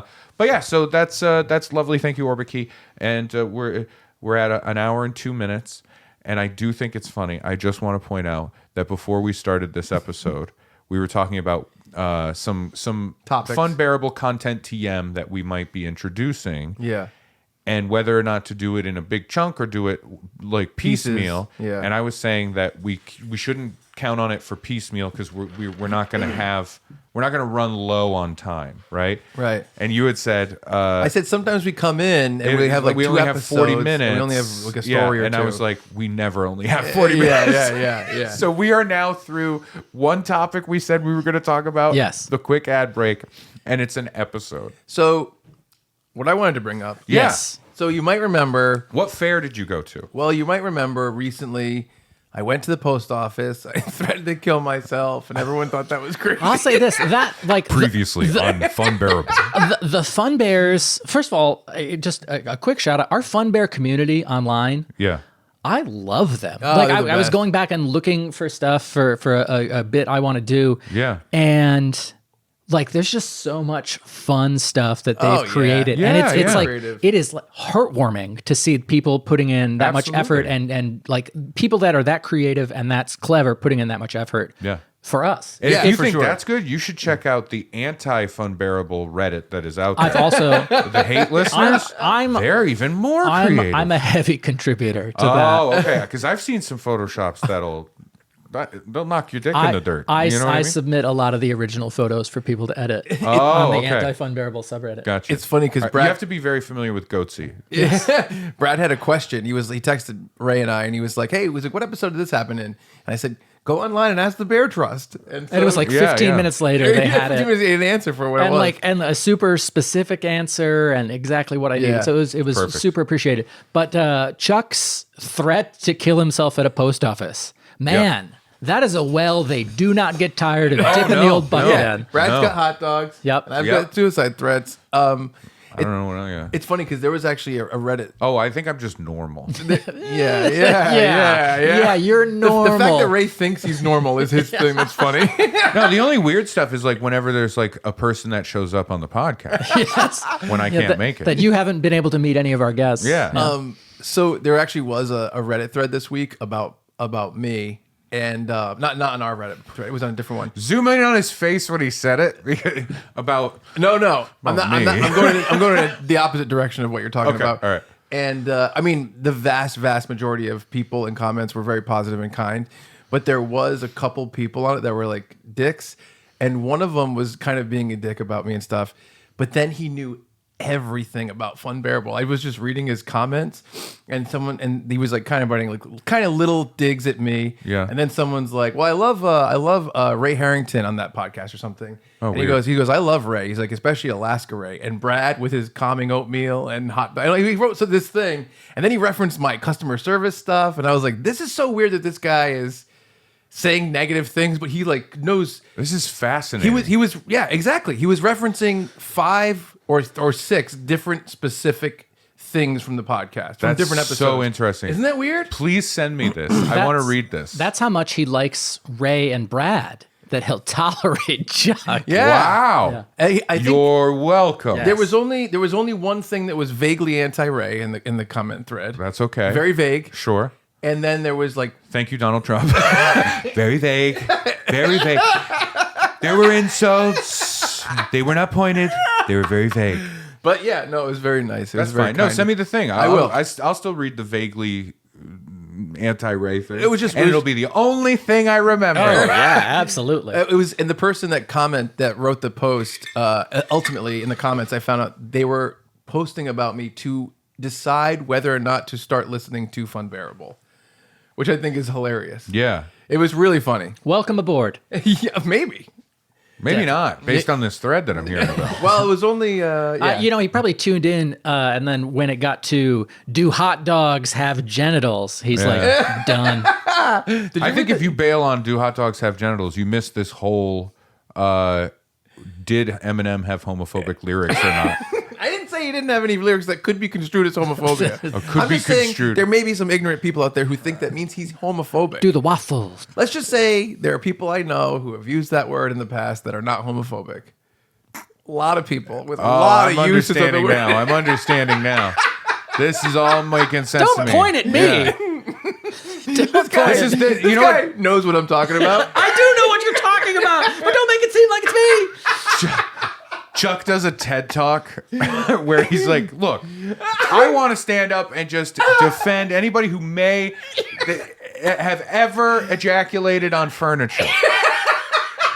I know it sounds crazy, but they probably learned their lesson. Brad knows what I'm talking Yeah, about. yeah, yeah. I do, but stop. So I went to the post office trying to kill myself. Yes, And, it was over a passport. Yes. of You know? course. So, It makes total sense now. so It was over a passport. Say no more, please. Come on in. Yeah. I went to the post This office. suicidal guy wants to get into the country. So I went to the post office again. The craziest fight. Are you serious? Well, they gave me a trick. Listen to this. What? I don't know this. Well, yeah, Are do. you a fucking cartoon old man? Where you went to they gave me a trick at the post office. Well, I went to lick the stamp. It was already sticky. It stuck to my tongue. so I went to the post office to get a passport, and because Brad and I are going to Canada, Yes. and we're gonna visit our buddy Stephen Griss. I can't wait to see him. He's helped out with Tell Him Steve Dave stuff. He's a great guy. I went, and they were like, you have to bring your ID, Yeah. a copy of your birth certificate, and your birth certificate. Now, is this after the It's initial? After. And so I went, Okay. I made the appointment. I brought them my ID. When you made the appointment, did you just have to say, it's Chuck again? And they're like, oh, God. It was I went to a different New York post office. Because you're not allowed to go to the other one. They have a fucking picture up. Well, I mean, I think you're going to understand my feelings at this time. They were like, all right, do you have a copy of your ID? I'm like, well, no, I just have my ID. They're like, we need a copy of it. And I said, do you have a copy machine? Mm-hmm. And they're like, you're not allowed to use it. And I was like, okay, well, I'm here. And the appointment's happening right now, and I don't have a copy machine. And they were like, ugh. And Do you have a pen and piece of paper then? they were like, You're copying. You're like, they were like, I can never get the face right. They were like, do you have a copy of your birth certificate? I was like, no. And they were like, okay. And I said, here's my birth certificate. And they took a copy of it. So they had a copy of my ID and a copy of my birth certificate. Yeah. They came out, they took a picture of me, ID looking at me, ID Do looking at not me. let this man inside. They go, okay. And they took all my stuff. They took like $250, whatever. Okay. And I'm Did like, you okay. pay in change? They took all for listener only. Chuck was like doing like I don't know, like an animal scrabbling up acorns or something with his hands. When he said they took his money. And so I go, okay. And they're like, all right, have a nice day. And I'm like, oh, you still have my birth certificate? They're like, we're keeping it. And I was like, well, what do you mean? They're like, we keep it. And I was like, but you took the copy of it. They're Yeah. like, we're keeping both. And I was like, why? What do you? This is very strange. Is this strange to you? Yes. Yeah. Like, why would they need a copy and the original? Right? I'm trying to remember because like I had my passport. I just had to renew my passport. I figured and out did why. that, I and figured then out why. Kalina and Finn had to get passports done. I don't believe we sent out the birth certificate. We had to get copies of it and stuff, but not the actual one. This is what I gathered because I said to her, I'm like, oh, you're gonna keep my birth certificate? She goes, they'll mail it back to you in a few months. And I was like, I'm like, you took a copy and the original. It's so weird. And I'm like, listen, and this is before I was going to the Bahamas. Yeah. I go, I actually need the birth certificate to go to the Bahamas. And she goes, you didn't know you needed to bring your birth certificate today? I go, no, I knew I needed to bring it today, much like my license. Yeah, I didn't think you were going to keep it. Hand it over to you, yeah. And so she was like, and she was all mad. I'm so sorry. ASMR. There we go. I like coffee. It's so dry in here. Yeah. It's all right, yeah. So I was like, oh, and I was like, listen, I'm really sorry. I was very polite. I was like, I'm really sorry. I'm going to the Bahamas. I just need my birth certificate back. She's like, Yeah. You didn't read on the thing that you need to bring your birth certificate? And I said, like, I don't think it says we will keep your birth certificate for a few months. You will surrender this for I was 90 days. I was like, it doesn't say that. She goes, yes, it does. And I was like, okay. And so the person was like, now we got to do this big refund because you're not going to do this. And I'm like, I'm sorry. I'm like, I didn't know. And then I looked it up. I'm like, and I showed her the thing, and I'm like, all it says is that you have to bring your birth certificate. She's like, yeah, of course. Why wouldn't we keep it? And it was really weird. That is weird. I was very like, I didn't want to get into it because of the previous suicide thing. Because of the previous suicide thing. So I looked it up. Here's why. They said that not every government employee has the training to differentiate fake birth certificates from real ones. So you bring it there. They can confirm that it's you with the license enough to take your picture, but then you send your stuff out so that they can analyze your birth certificate to make sure it's not fake. Wow. Okay. That's what it says. Yeah. And I'm like, why the copy then? Why is the copy included? And basically the answer is because they don't want to have to copy it too, which is so bizarre. All of it is bizarre. Yeah. But I do think a lot of like postal stuff and government stuff is kind of like, well, fuck you, do what we want or not. That's why I want to work for the government. Right. Exactly. So whatever. So I didn't get my again, second failed attempt at the passport. Went to My Warren. 10-year-old son has one, and he didn't threaten suicide a single You time. probably helped. I mean, I went with him. Yeah. Did you help me? What's that? Oh no, and that's because I'm not your legal guardian. Not yet. I have no responsibility for that. Oh no. Never, never. Are you kidding me? I would abandon you on the side of the road like somebody who doesn't want their dog anymore. You're gonna get a doorbell. I'm gonna get a doorbell. You're gonna open the door. What kind? What sound? It's this huge giggling box. Holes poked in it. Yeah. No, there's not, but there's a pen. But yeah, so I eventually went to Warren. It was the woman that I fought with in New York was like, "Oh, you're never gonna get this back in 10 weeks or whatever." Yeah. I went to Warren and I was like, "Hey, I need this in a month," and he's like, "Yeah, it's no problem." And he was like, "I'll just put expedited on it on both sides," and I got it in 2 weeks. Yeah, but you know what the difference is there? New York City post office dealing with all that bullshit. No, it's Staten Island, not New York City, according to you guys. You know what I mean.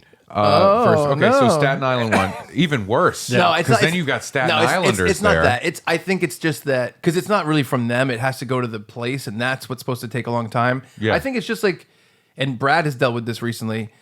I think some people that work at the post office, like for some reason, there's a high level of people who do not want to help. Yeah. And there's some that are like the nicest people you've ever met in your life. I think it comes down to like the DMV syndrome of It it. is. Yeah. Yes, it where is. they are like supremely understaffed and have to do 5 million things and have people coming in with all these things all the time, so they get to a level of like checking out on a lot of that stuff. Does that make sense? Yeah, I'm trying to see it from I understand your perspective. viewpoint, but I don't know if that's I went exactly in true. to mail out a bunch of posters, and I said to the woman, I'm like, yeah, I feel like I should apologize to you, but like, this is your job.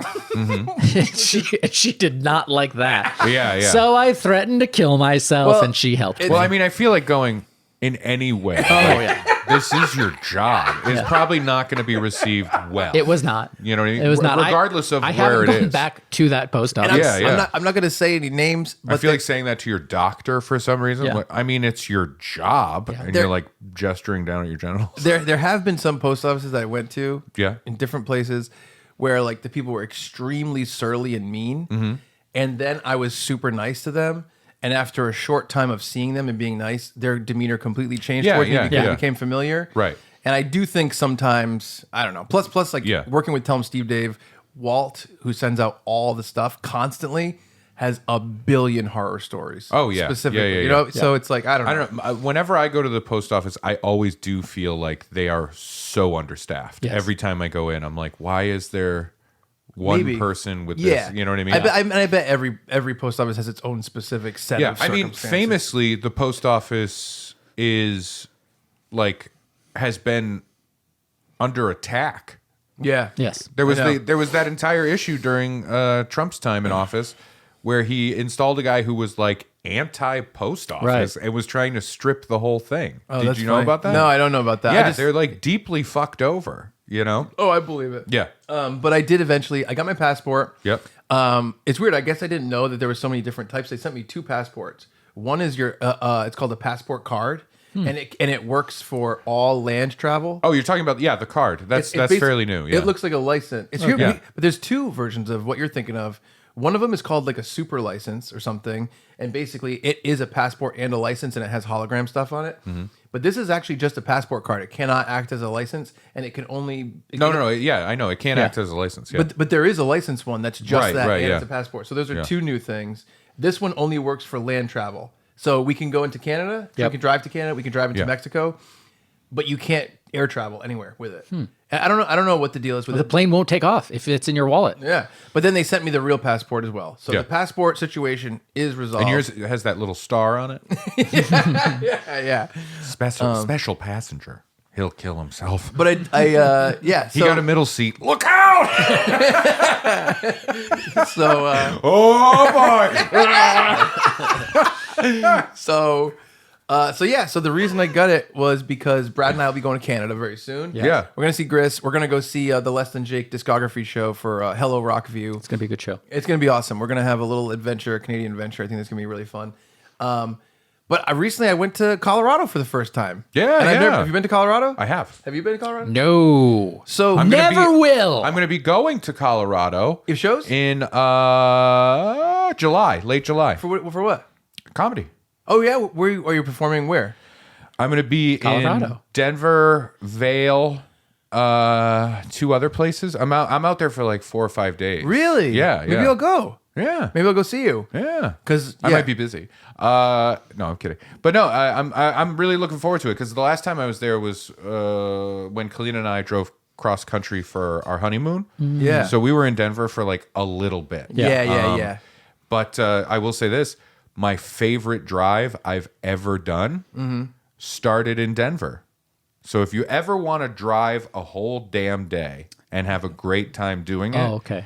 drive from Denver, Colorado to Las Vegas, Nevada in one day. It's a long day. Yeah. Especially the way I drive. Slowly. It was my favorite drive I've ever done. I like driving. It's fine. Everything's too. good. Yeah. I'm used to it with comedy work, Right. like just driving a lot. And so like I did the whole drive for the cross country trip, but genuinely I loved it because you start in the Rockies, right? You're in the mountains, ski lodges, stuff like that. Yeah. Then you go through like beautiful forestry area, stuff like that. Then you get into some like red rock territory. Yeah. Then you get into more, it's turning into deserty kind of stuff. Cow skull. Beautiful, like driving along a river with like cliffs and all this stuff, and it's so gorgeous. And then you get into like desert. Yeah. And by the time you get to driving toward, like coming into Las Vegas, it's nighttime, and the way you come in, you can see all of Las Vegas lit up and pitch black, and you like you're landing a plane. Yeah, that's cool. It was the best drive I've ever done. So next time you go out there, maybe be like, let's drive to Vegas. Yeah, you know what I mean? That would be killer. How close is it, do you think? I don't know. It was a long day. It was probably like 10 hours of driving. But I would go though. It was awesome. Especially if we go for a couple days. Rent a car, drive out to Vegas, fly home from Vegas. Well, it's funny because we actually went to Vegas in October for that festival. Yep. And like, if I was dating Natalie, who I went to go see at Colorado, maybe that's what we would have done. Yeah. Maybe we could have gone there and drove in. That'd be cool. And now you can finally tell everybody which Natalie we're talking about because she finally announced that they're getting a divorce. Yes. Natalie Portman. That's right. You're dating Natalie Portman. There's a porn star named Natalie Portman. Why was that the first thing that you went to? Because I like that. That's where your brain is. It is where it's Yeah, is. yeah. Is it with pork or porn? Pork. It's mostly pork. Pork roll. Anyway, Taylor Ham. so There is a porn star named Taylor Ham. Very niche films. Very neat. but Yikes. so here's what's funny. So I went to Colorado for the first time. Jar Jar Portman, is that something? I would love that. Yeah. I'm a black swan. He's in all our movies. So I should stab myself. Sorry. So I went to the Impractical Jokers cruise in January, and on the cruise I met a lovely woman named Natalie. Yes. And we hit it off on the cruise. She's very, very sweet, very, very pretty, very cool, and it was really funny because she's like Tell 'em Steve Dave listener, but she's completely off social media. So there's this big web of all the listeners, and just like the Fun Bears on Facebook. They all have this like Facebook groups and Reddits and Twitter, whatever. Yeah. And she's completely off social media, so it was really interesting to meet Oh, someone. so she wasn't like scared off when she met you.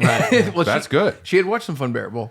Oh. Only the Walt and Get Him episode, I think. Oh, episodes, okay. I think, Yeah, and yeah, Casey yeah. Jost. Yeah. And Real fair weather fan. Got it, Natalie. Yeah, understand where we stand. Yeah. And so on the last day of the cruise, we kind of really got to know each other, and she was really cool. And I came back to land. You drew her, is that true? Yes, I did. Yeah. But in that she old did- car? Yeah, and I showed it to her, and she was like, "What is this?" Yes. Yeah. Only in this case, it was you saying, I'm going to kill myself. And that's when she interrupted it, right? Yeah, you were about to jump off the. That's right. Yeah. So A lot of parallels. So I came back to land, and I was like, man, I'm like, that girl was really cool and really funny and sweet. And it's really funny because like I've never entertained the idea of like a long distance relationship ever. Yeah. Never even thought about it. But a couple of days after I got back, I was like, man, and I was texting Brad. I was like, I kind of want to talk to that girl again. She's so nice. And it's funny because I even was texting Brad. I'm like, what should I say? Because it's so weird to be like, hey, man, I know you live in Colorado and I live on the East Coast. Like, what do you think? And Yeah, so- I was texting screenshots to Ray, and it was just eye roll emojis back and forth between the two of us. I didn't get those texts. but I I blocked your number a while back. but I I like how we're just going around and round insulting each other. so I reached out to her when I got back, and she was like, she's like, I was kind of thinking the same thing, and we started talking, and we talked for a little bit. We started talking like a lot on the phone, and then for Valentine's Day, I had told her, I'm like, hey, I'm like, this is just like a casual conversation beforehand. I had told her, I'm like, because I always the Super Bowl, Ben Affleck, Tom Brady, and Matt Damon did a big commercial. And I was like, man, I'm like, I love the paparazzi pictures of Ben Affleck with like juggling all the Dunkin' Donuts cups, and there's like a bunch of them. And for Valentine's Day in the morning, Natalie emailed me. This is after we talked for probably like 2.5 weeks or so. You got a lot to say and it's late, so I can't even do it. No, I can't. I'm not going to say that much. I have a specific Colorado I just thing. can't because you misspoke and you said Valentine's Day and I have so many things. All right, write down and I was Jar gonna Jar say Binks and Valentine's Day. Yeah. No, write down Valentine's Day. Yeah, Valentine's Monster. That's You know what I really mean? good. So you said it, and I was going to do a whole goof. No, we're keeping it for that's good. Okay, good all job. right. Yeah. And on Valentine's Day, I woke up and she had sent me an email. And the day before Valentine's Day, at her work, she reenacted all the Ben Affleck paparazzi pictures and took pictures of her doing it that's and fun. sent it over to me. And I was like, man, that is so creative and thoughtful and fun. And I was like, man, I really like this girl. We started talking, and we were like, let's visit. And so I decided to go out to Colorado. Yeah. And I was like, it's funny because I was texting you guys and I was like, is this crazy? Am I being a lunatic about this? Is this like, am I being like, basically, am I being crazy? And I'm like, you know what? I'm like, you meet someone, you hit it off really well. You feel that, like, I think there's really responsible and logical ways to pursue something like this. Yeah, you didn't fly out there and then like move in. Exactly. You know what I mean? Yeah. That's You fine. didn't pull a Brad. We talked for like 6 weeks, and then I went out there. I mean, the round Yeah. trip ticket was $311. It's not really a big deal. Right. But I went to Colorado. And you asked her to recoup that, right? Yes. Oh yeah. Yeah. Yeah. Oh yeah. I'm like, can you write this off 311. somehow? Yeah. Come on. Yeah, exactly. So I went out there, and I'm not gonna like go through it, but I know she likes to hike. And so the first day, she took me out to this place called Garden of the Gods, which is a pretty touristy place, but it's really Right. like beautiful with tons of rocks and all these different things. Yeah. Saw some big horned sheep, which is pretty cool. But we're walking up at the end of the path, and she's like, and it's like a little bit of like you're going on the rocks. And so Yeah. I'm walking, I'm thinking I'm being pretty good with these rocks and hanging.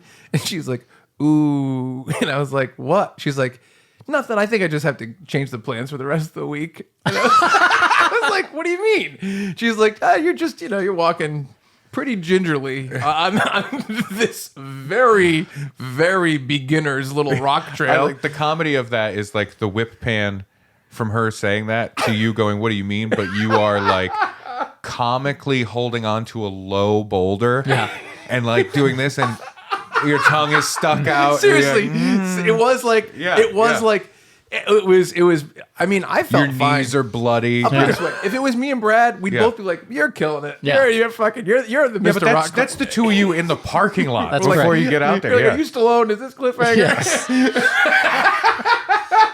We do the thing for Predator, and we have those like wilty olive oil. But This is just like 127 hours. right. Chew me, but Chew me. you chew me, I'll chew you. It hurts. Ow. But yeah. So it was really fun. I just want to say some funny highlights from it.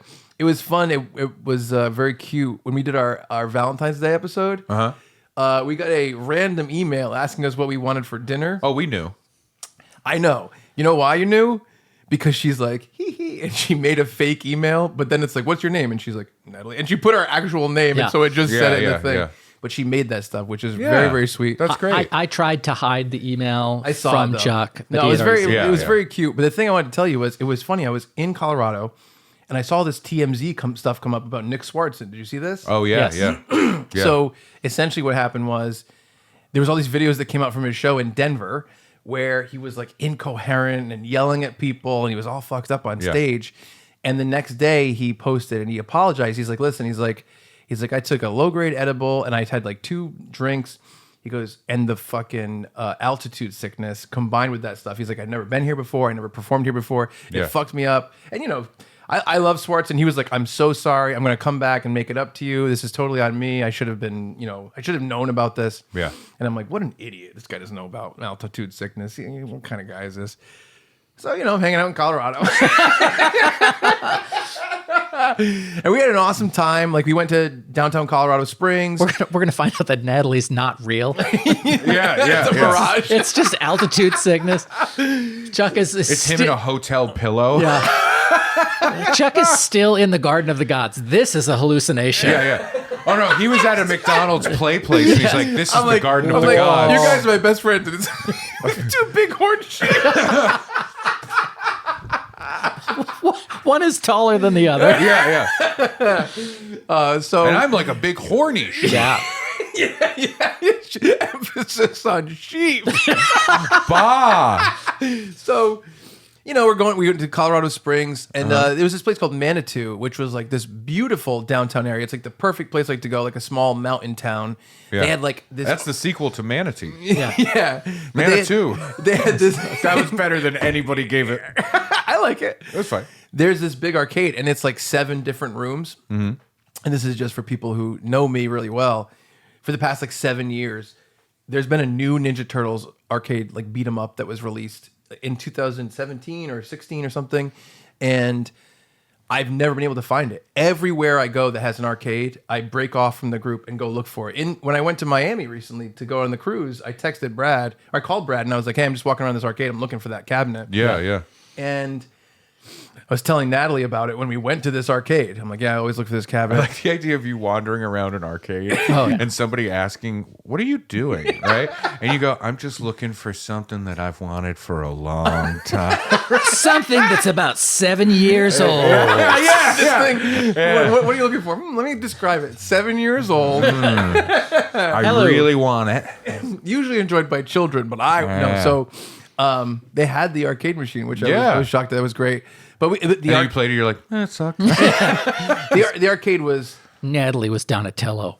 Well, it's actually kind of annoying. The week before they announced they're going to put it on consoles. Oh, yeah. So I'm like, yeah, we'll play it for a the minute, shine but I'm was going to off play it it. at home. But anyway, great time. But the arcade was killer. Like half of it That was. 7-year-old thing I'm looking for, I just found out I can do it at home.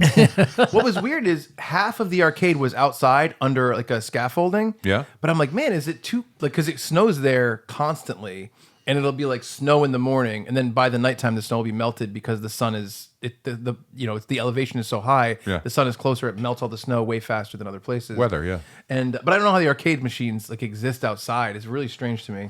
But anyway, great time, great food. Yeah. Natalie was awesome. It was the first time we saw each other since the cruise, so it felt like a lot more. We knew each other more. Amazing person, super cute and everything. She was very sweet. But we went to this big rock formation, and I was walking up it. It was fucking high, and it was we went and looked at the sunset. I'm walking down. There was a little bit of like, holy shit, this is a lot of rock walking. Went back, went out to dinner, went back to her. Rock walking. It was. We went down one A way. lot of people call it. There a was lot of some- people call it hiking, not Chuck. See, this is Rock walking. See, she tricked me. Because she goes like, she's like, I like to hike. I'm like, I like to hike too. And I'm thinking about myself walking on all the trails I walk on through the woods. I'm hiking. I To think. my grandmother's house. Is it hiking? Is that hiking? What Sure. I do? Yes. Sure. And then, but she's like, She's like, no, we're rock walking. well, she came to New York right after that. Like a few days later, she came to New York. So I went to where she lives. She went to where I live, and we got to this rock wall at a Boy Scout camp in Staten Island, which is in this forest. You were taking her to all your favorite places. These are about 7 years old. It's an abandoned, not abandoned. It's not active between before May. Yeah. And there's a rock wall, and it's blocked off because like they don't want people just fucking climbing a rock wall. And she just fucking zooms up this rock wall. Yeah. And I'm like, what are you doing? And she's like, I hike all the time. And I'm like, but that's vertical. Like that's not a hike, right? Climbing is just hiking up. Hiking is this. Climbing is this. Hiking can often be this. That's the hike she does. I Yeah. do this hike. So when we went to that place, Viewers, you get it. Listeners, go fuck yourselves. hiking is straight, climbing is up. Oh, okay. And so she does I thought hiking. hiking was straight and climbing was a little gay. Eminem. And so in Colorado, she took me on this thing, and when we were going, we went up this very long way, and she's like, oh, there's a shorter way down. But it was like fucking precarious, man. Yeah. And she was doing it, and I was like, it was a lot for me. We had to go back around and Yeah. whatever. Anyway, so we go out to dinner that night. Great time, great food. Go back to our apartment, and I'm like, I feel weird. I feel really weird. I'm like, it feels like extreme nausea just hitting me out of nowhere. And I'm Googling, why do I have extreme nausea out of nowhere? And it's like, if you're high up, like you need to have a lot of water. And I'm like, water? And it was like 10 o'clock at night. And I'm thinking back in the day, I'm like, coffee, soda. I'm like, ooh. And then I go try to drink. I threw up. It was like it was a fire hose. It was like a megaphone of vomit. Oh, just God. going crazy from altitude sickness.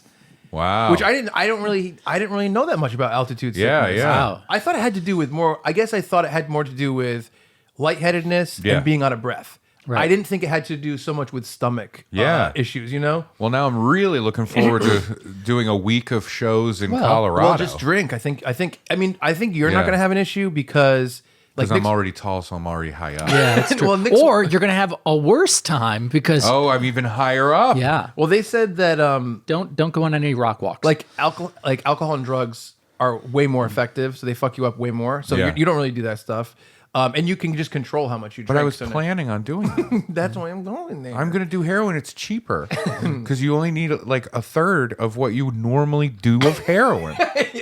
It's a smaller spoon. That's interesting. That's an interesting drug idea. If we became drug dealers, altitude high. we're not We're not going to become drug dealers. We don't know what's going to happen in the future. The Nope. future's unwritten. Have you seen Terminator? Yeah, I've listened to the Natasha Bedingfield song.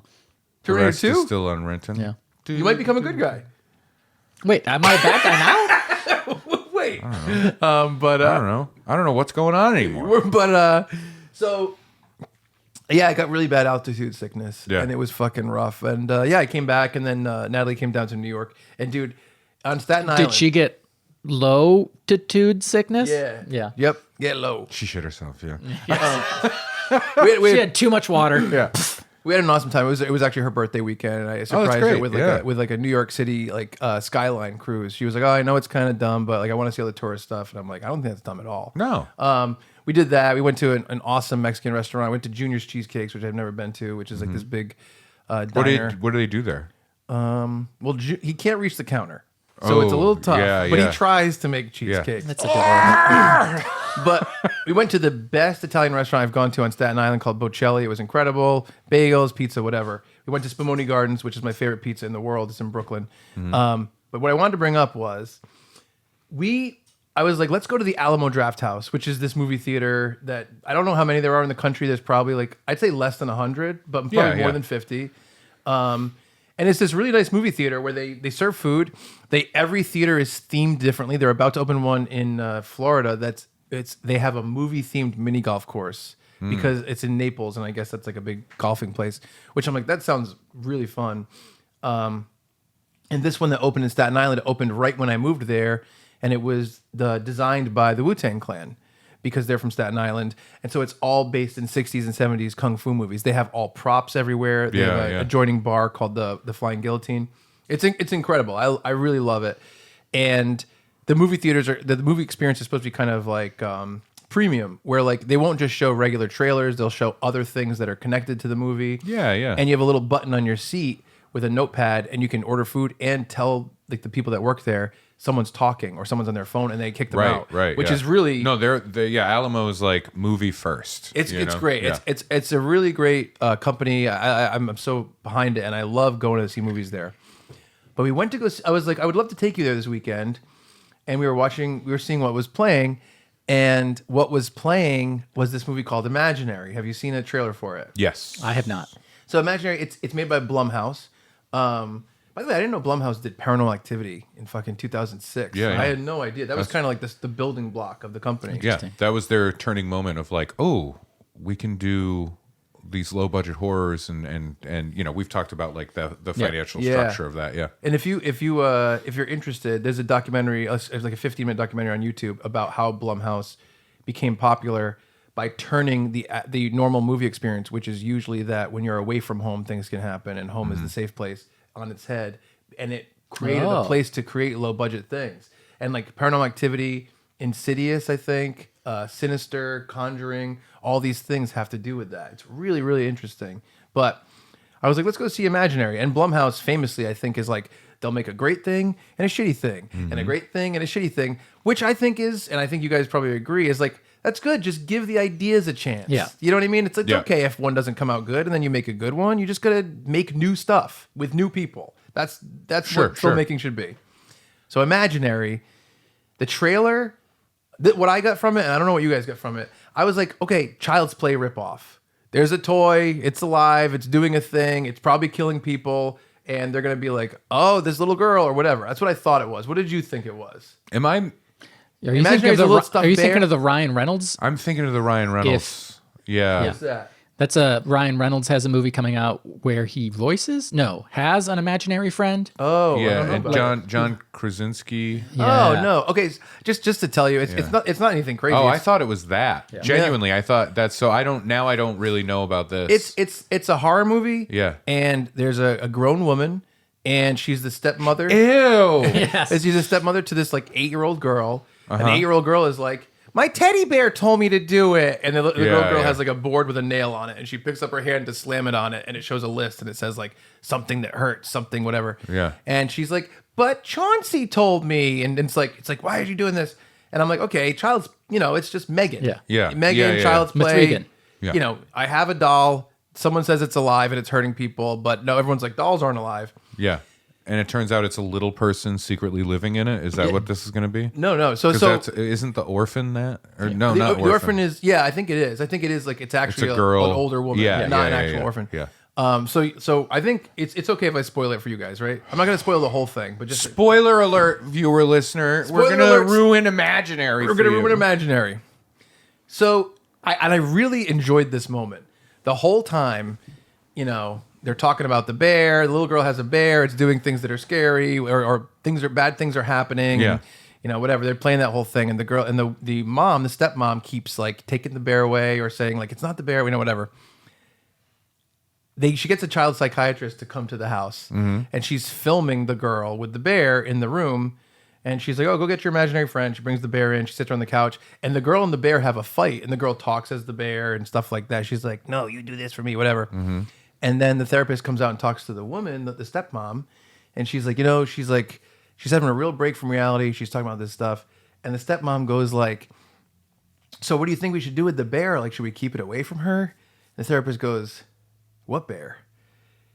And the bear is not real. Wow. And the only people that can see the bear are the stepmom and the little girl. That's a nice little twist. I'm like, this is really interesting. I'm like, oh, because What? the whole time you kind of just, you know, they keep referring it to her as her imaginary friend. Yeah. But you're saying like, well, that means she's thinking this stuffed animal's alive. Right. But it's not. So I'm like, wow. But the stepmother sees and interacts with the bear, like picks it up. Well, I'll tell you. Yeah, but I'll tell you why. Okay. So basically, what happens is, and this is like, you know, we're altitude sickness. We're more than thing halfway. took place in Denver. We're more than halfway into the movie. It's basically what happens is you find out from another neighbor that was an older woman. Ew. The stepmom grew up in the house, which you knew in the beginning. Okay. That she moved back into her old house with this new family. Yep. And Step family. the stepmom also had a stuffed bear when she was a kid. Okay. And it is the same bear, and it was trying to get back to her through the little girl. And so they both can see it because it is an actual imaginary friend, which is like, they're like in different cultures, it's a demon. In different cultures, it's this. Some of them are benevolent, some of them are this. Okay. And so she was, what? What's wrong? But it's just a stuffed animal? No. So basically the idea is that an imaginary friend. No, I know. But so I'm bothered by the idea of her interacting with the stuffed animal. Well, basically it's like the idea that as a physical object. well, the idea is that it is a physical object, and then when it wants, it's basically like an entity. So there is a part earlier when it goes after a kid, and that kid also sees it right then because it comes after him. Yeah, it's just weird because it's like if it's this thing that is an imaginary friend It's just that is talking to her and she hears it, but the layer for me is like it's talking to her and she hears it, so we assume that this is a stuffed animal that she is pretending is alive and doing all these things, right? I get the reveal, Yeah. but the logic of it flips as soon as that happens because it's like, but if so, it's actually a supernatural thing that is showing itself as a bear. as a physical. But here's what bothers me. The girl is seeing an animal that is talking to her and telling her to do things and all that stuff, right? I don't think so. I think she's seeing it as a stuffed bear, but she can hear it. She's just like seeing a But stuffed she's bear. seeing a stuffed bear. Yeah, I think so. It's the same logic as any ghost at all, where it's like it can make Brad see it and it can make Ray Yeah, and but Chuck it's also see not it. pretending to be another version of that thing. Does that make sense? No, most of the ghosts I see are plush. I don't think, Yeah. I don't think it falls outside of the logic of any random demon thing. I'm not super into I that guess stuff. so. Yeah, You know what I mean? it's just yeah. I do like horror. That type of like ghost, demon, blank is not usually what I love because It's just weird that it's camouflaging itself as an everyday object. Well, it's That only they can see the everyday object. they explain it in the movie as being like these spirits want to be able to connect to different people for different reasons, and children are the easiest people to do that with because they're more open to the idea of whatever, blah blah blah. It's just an added layer of subterfuge that I don't think this thing would need to do. No, Does that make sense? it does. It does in the context of the story. I mean, I think that all these rules are nebulous. Of Yeah, any sure, ghost sure. and demon Yeah, thing. yeah. And I don't think it's any weirder than any other one. Yeah. That moment was great. And then what you find out is essentially that it connected to her when she was a kid, and it was trying to pull her into this world of imagination, but she left. Her family eventually moved. That demon was upset, stays in the house. And when they move back, the demon, to get back to the stepmom, now as an older woman, went through this little girl. So what you find out is there's this like portal in the basement that's on the other side of this brick thing. Okay. And it's trying to pull her into this imaginary world. What? Imaginary world. What? I just feel like you would have noticed a portal in the basement. Oh no! Is it under a rug? It doesn't turn. It doesn't. You can't access it unless you're purposely like doing it. Got it. It's honestly, it's not any weirder than any sci-fi thing I've ever heard in my life. It's just I still think that the it's reveal that the bear is actually not even real. I'm taking a 90-minute movie. I'm talking. I know. Don't worry but you know what I mean. Like a lot of horror movies feel they need a reveal moment, an aha moment. See, this wasn't this. No, it wasn't an aha moment because it goes in a completely different direction. Like to me, Child's Play, Megan, we haven't seen it, so I don't know. Living Doll is more like someone thinks this. Someone is like, this is real. It's doing bad things, and everyone else is like, no, it's not. And then finally they realize it is. Invisible Man was like that, the newer one. It's like, I don't know what this is. It's you're a crazy woman, but it was actually true. It's all that stuff is usually that. Sure. It's trying to get someone into this imaginary world, and it does eventually pull them into an imaginary world. Mm-hmm. And so it's a million doors, and it's anything you can think of, and there's all the entities can be there, all this different stuff. And I got to that, and I'm like, that's a really interesting idea. However, production brain. How much did this movie cost? Right. Yeah. Who made it? Yeah. And I'm like, this is so open to do so many cool things with. Do you see other entities? Do you see other houses? Do you see other families? Do you see other versions of whatever? And I was all excited, but then my production brain took over, and I'm like, we're not going to see anything. We're not going to see fucking anything. Yeah. They go into one room. Yeah. Well, one door opens and someone gets killed. Off, kind of pulled into the room. You don't even see it. Then they go into another room, and it's the girl having her birthday party, the main little girl, and that's where the entire finale takes place. Okay. And then they finish it. But I'm like, I love the idea of billing it as this doll's alive movie, and then it's like, no, this is actually more than that. And then the horror movie, 75% of the way in, goes into imaginary world, and how much you could do with that. You could do so much with that. But it's my question is like, why are the entities? Are there more than this one entity? Do they live in that world? So basically, why do they want to bring other people into that world? There's bedtime entity, love a lot entity. Yeah. I think it's more like the way they explain it is like in every culture, children have imaginary friends. Yeah. And those are not just made up in their heads. They're actual spirits trying to interact. Right. But and what so is this world? Like, do they live in that world? So this bear or this entity is trying to pull the girl in so that she doesn't leave him. Okay. That's the thing, is they want to be attached. So they do get attached to someone. Yeah. And when the girl moved away, it was fucking mad. That's what it is. Right. And so toxic masculinity. the entity is essentially trying to get her to stay in the world with him, to promise to never leave him again. Okay. You know? But I was like, man, I'm like, that would be such a cool world to live in if this movie cost $30 million. Sure. As opposed to it costing $5 million. And I was so excited. And then, like, the logic of filmmaking pulled the rug out from under me before I even saw what happened. It's very exciting. You know what I mean? When you were like, oh, this world of imagination, and I'm like, I opened the first door and there's just pizza, and I'm like, ooh. And that's as far as my... one, documents. Yes.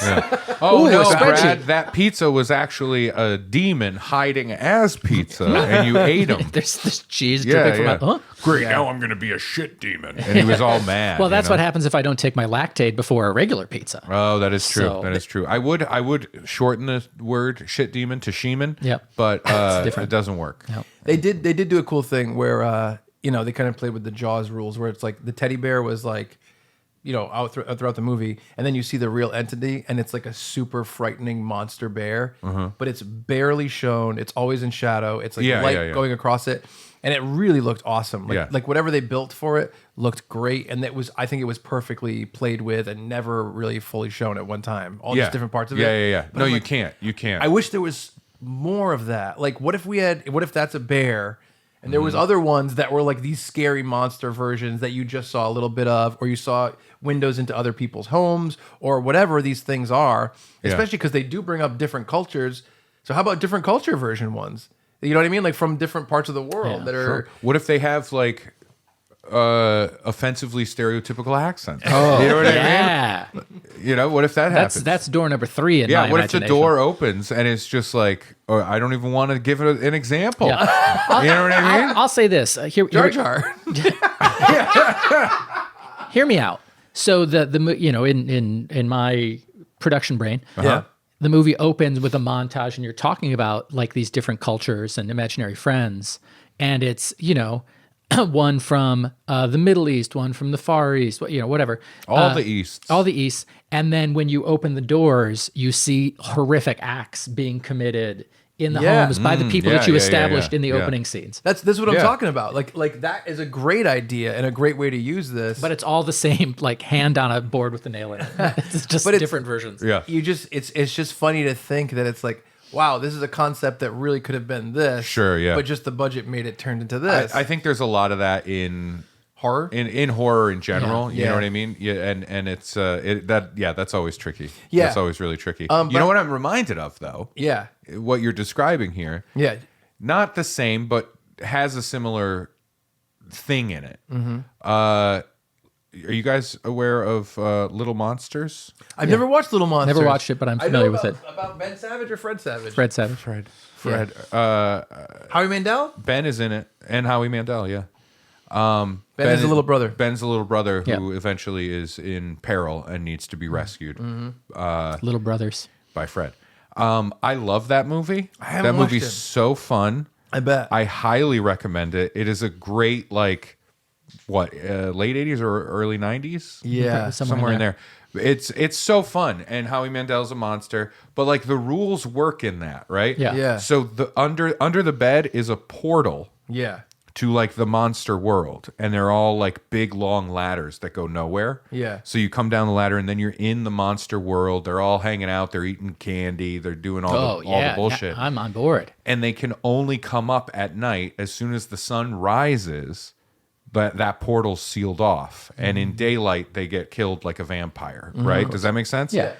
And but that like all of that logic really works in the movie and is so fun. And they can start using once Fred Savage starts like befriending Howie Mandel, like he goes into the world too. Yeah, Yeah. of course. And then they pop out in different, like Bedrooms? they pop out in the bully's bedroom. Yeah. And fuck with his like lunch. Yeah, Like that's they great. pee in his apple juice and stuff like Exactly. that. It's That's so great. fun. Yeah. And light can kill them, but then they have to face the bad guy, and Howie Mandel's teaming up, and they get all the stuff. They've got big flashlights. All the shit happens. Yeah.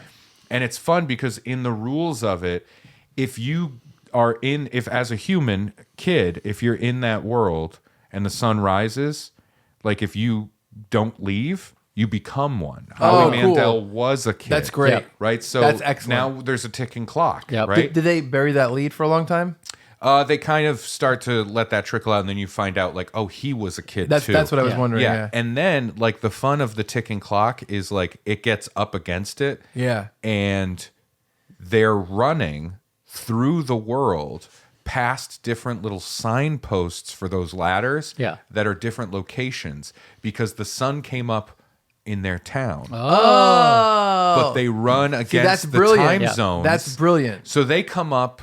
I guess I'll spoil. It's not really a spoiler. Yeah, it's I'm fine. not giving details, but like the way they get out of there, Yeah. they end up coming up out of like under a park bench at the beach on on the coast of California. Yeah. That's great. And there's a homeless guy sleeping on the That's bench. amazing, So too. it's a bed. They come out. That's amazing. And then they make a phone call at a payphone. Hey, Mom, can you come get us? Where are you? San Diego, Yeah. right? And it's like, what? And Yeah. then like that's the end of the movie. It's Yeah. fantastic. That It's sounds so great. fun. Like That's and great. it's all practical effects. It's I all love that it. kind of stuff. It's a really Little Monsters is Yeah. so fun. That's great. Yeah. Yeah. Honestly, I really enjoyed the ride of this. Yeah. I did see Megan Mithrigan, Mm-hmm. and I was like, yeah, it's fine, whatever. This I really did feel like the story was like it surprised you and it took you in different directions than it was purporting to be. Yeah. But yeah, this is kind of the stuff even the idea of establishing a kid down the street with an imaginary friend Right. and being able to get out through their basement, which is kind of a similar Yeah, thing. yeah. Like I wish there was more of that. Yeah. I wish they played with it more. And like Yeah. I left a lot of stuff out. One of the ideas that I like was the girl's dad is in a retirement home and he's like has dementia essentially. And what you find out is that she was pulled in there and he pulled her out. And the thing that was trying to pull her back in, the entity, like was like pulling him in, and he looked at him, and when the thing opens his eyes, you can see everyone's imagination, and no one's brain can handle that. So he like basically Got it. And they do. It's pretty great because they get out of the world. They have this big moment where she kind of kills the monster or defeats it, you know, hurts it, and then she gets to the thing. Because they're in the imagination world and they're trapped by the monster, the girl's like, it's our imagination. We can make anything. And then she basically starts making the portal. Yeah. And she gets out that way. It's called Dream Warriors. Look it up. So she gets out of the portal. The girls pull her out. And the stepmom is a writer. And they get out and they're like hugging and they're so happy. They get away. They go see the dad, her dad that's in the retirement home. And she writes a new book about it. And she's writing a new book and she's reading it. And they're all standing there and they're all so happy. And she goes, we're still in the world, and it goes back to the imaginary cool. world. That's great. Which fucking awesome. Because I was like, all right, little saccharine, little kind of plain ending. But then when they were back in, and all the people turn around and they have the same like eyes as the bear, I was like, this is great. It's not crazy. It's not going to change your life, but in terms of like having a fun, silly horror movie concept.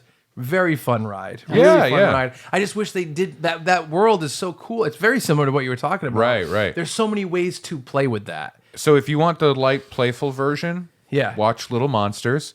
If you want a really dark version, something that this kind of reminded me of, it's a comic book called The Department of Truth. It's a little weird, but the core concept plays with this idea of imagination. Yeah. The concept is the Department of Truth is a secret organization that you kind of get pulled into. Yeah. Because what they know that the rest of the regular world doesn't know, Men in Black style, right? Yeah. Only in a dark horror kind of way. This is going to be a conspiracy theory that Chuck gets sucked into. Yeah, he's like, this is real. And then like 4 episodes from now, he's going to be like, I don't know if you guys know about this, but did you know? And then tell us the thing. Anyway, Department of Truth, this is weird, but when imaginary things, like, let's say, Bigfoot, right? Okay. If it's perpetuated enough in the culture and people hear enough of this fictional thing, it becomes real. That's great. I already love that. Our collective power consciousness, can bring things into the world. Yeah. And so the Department of Truth Yeah. has to handle and attempt to control aspects of that. Yeah. Oh, all right. And there's some evil there that's like, this can happen. And it's like, basically what it's saying is, for the bad guys of this story, is like, no, all the horrible things are also real, right? Yeah. And it's coming together, and it's super interesting because they're fighting this, because if too much of the real thing that manifested comes out, it just perpetuates more belief in it and more thought That's great. dedicated to it, which makes it more powerful. Yeah, all that stuff. So I love that. Yeah, if you like the fun version, Little Monsters. If you want the dark, fucked up, kind of horror version, Department of Truth. Yeah, no, I really enjoyed it. I love playing with that. They did a thing on South Park called the Imagination Land Trilogy. I don't know if you saw it. Yeah. And like, man, when they go into like, okay, it's the Inception people, they're in the Inception thing, and they're like, how can we stop this? And they go find Freddy Krueger, and they do the whole like, I'm retired. That whole thing. I'm like, that's fucking brilliant. Yeah. I really think it was a very fun watch, and it definitely surprised awesome. me. It was good. It was good stuff. That's good. Yeah, man. I love it. I just wanted to bring that up because I thought it was like, for sure. That's a fun place to play in. Yeah. Yeah. You know? Yeah. Yeah. It shows me how limited my imagination is. you look and it's you sitting on a couch. Yeah. It's In just, a, in a completely beige room. In a funny hat. yeah. Well, it's a slightly different colored couch. Maybe I have a hat and I on. just like you sitting, and everything's beige. Yeah. Right. And we see, no. This is what would happen, right? Earlier in the film, we see Brad sitting in that beige room. Yes. And he looks over and he's got a plate with one hot dog on it, right? Yeah. Yep. And then you eat the hot dog, you're like, this is delicious, right? Yes. Later on, you go in the imaginary world, you open that door, same beige room, it's a you sitting there, and you look down, and now there's 2 hot dogs. Yeah, and you're like, oh, and it cuts to you, the real you, and you're shaking, and blood is trickling from your nose. I'm This done. is the craziest thing I can imagine. And you're done. I'll tell you one quick thing that just jogged my memory about Brad. The last thing, one time Brad lost a bet to me, And I think we had a big showing of like Jurassic Park outside my house on like a projector. Okay. There was like 40 people there. And he lost a bet to me. And I forget what the bet was. Yeah, as do I. But I was like, Who can smooch longest? I pulled away first. he thought it was going to be me. It was him. Yeah. But I went out and I bought this Cat in the hat that was like purple with the Undertaker on it. Okay. From wrestling. And I'm like, you have to wear this hat the entire time of this thing and you can't explain it to anybody. Which I think is fun and harmless. That is fun, yeah. He did it. And I don't think anyone really asked you about it. Oh, well, people asked me about it, and I just dodged the question. Yeah. And later, someone's like, remember that screening of Jurassic Park? I go, yeah. And they went, Brad was so drunk. Isn't that the funniest thing That's ever? great. Yeah. Just wearing the hat. Right, Yeah. and Chuck's like, why would you think that? They're like, well, he was wearing that hat. Yeah, The yeah. idea of that translating to Brad was so drunk. It's so fucking That's funny. fantastic. It's amazing. That is so fun. He puts on one of those like baggy rug knitted sweatshirts. You know what I'm talking about with the pouch? Yeah. We call Like- them like drug hippie. rugs. Yeah, hippie. Yeah, like Yeah. that hippie one. And everybody's like, "Wow, Brad is so high." It's so easy to trick people. Yeah. So fucking funny. I don't know. Well, That's great. folks, thank you all for sticking around with us for this episode. We enjoyed having you along for the ride. If you have questions, comments, concerns, or otherwise, please send us an email. I almost said Chuck and Brad. Funbearable I did pod. too. Hey, fuck you, I guess. Funbearablepod at You know what? gmail.com. Chuck and Brad and Ray at gmail.com. It's not a real email address. Yeah. Funbearablepod at gmail.com or find the email link through funbearablepod.com or hit us up on socials at funbearablepod. That's true. Makes sense. Yeah. But yeah, we enjoyed having you along. For Ray Harrington and Chuck Staten, I'm Brad Rohr saying thank you so much, and we're sorry for being Funbearable. And I think this was good because we made up for the Zoom episode With by having a 2-hour long episode Plus where we the- could a lot. Plus the Ghostbusters pitch And the doctors. Ghostbusters, That's yeah. fun. So we did a lot of stuff. So, Orbit Key got a lot of sponsorship out It's of this true, but how episode. much of it do they want to be associated with? I think that's the problem. Yeah. I think maybe 5 or 10 minutes. Hey guys, could you cut out everything? The episode is 30 seconds long. That's fun. I did write down Valentine's Day. I'm desperately trying to think of a Darth Vader quote to say Misa something. Misa, your father. Oh! No!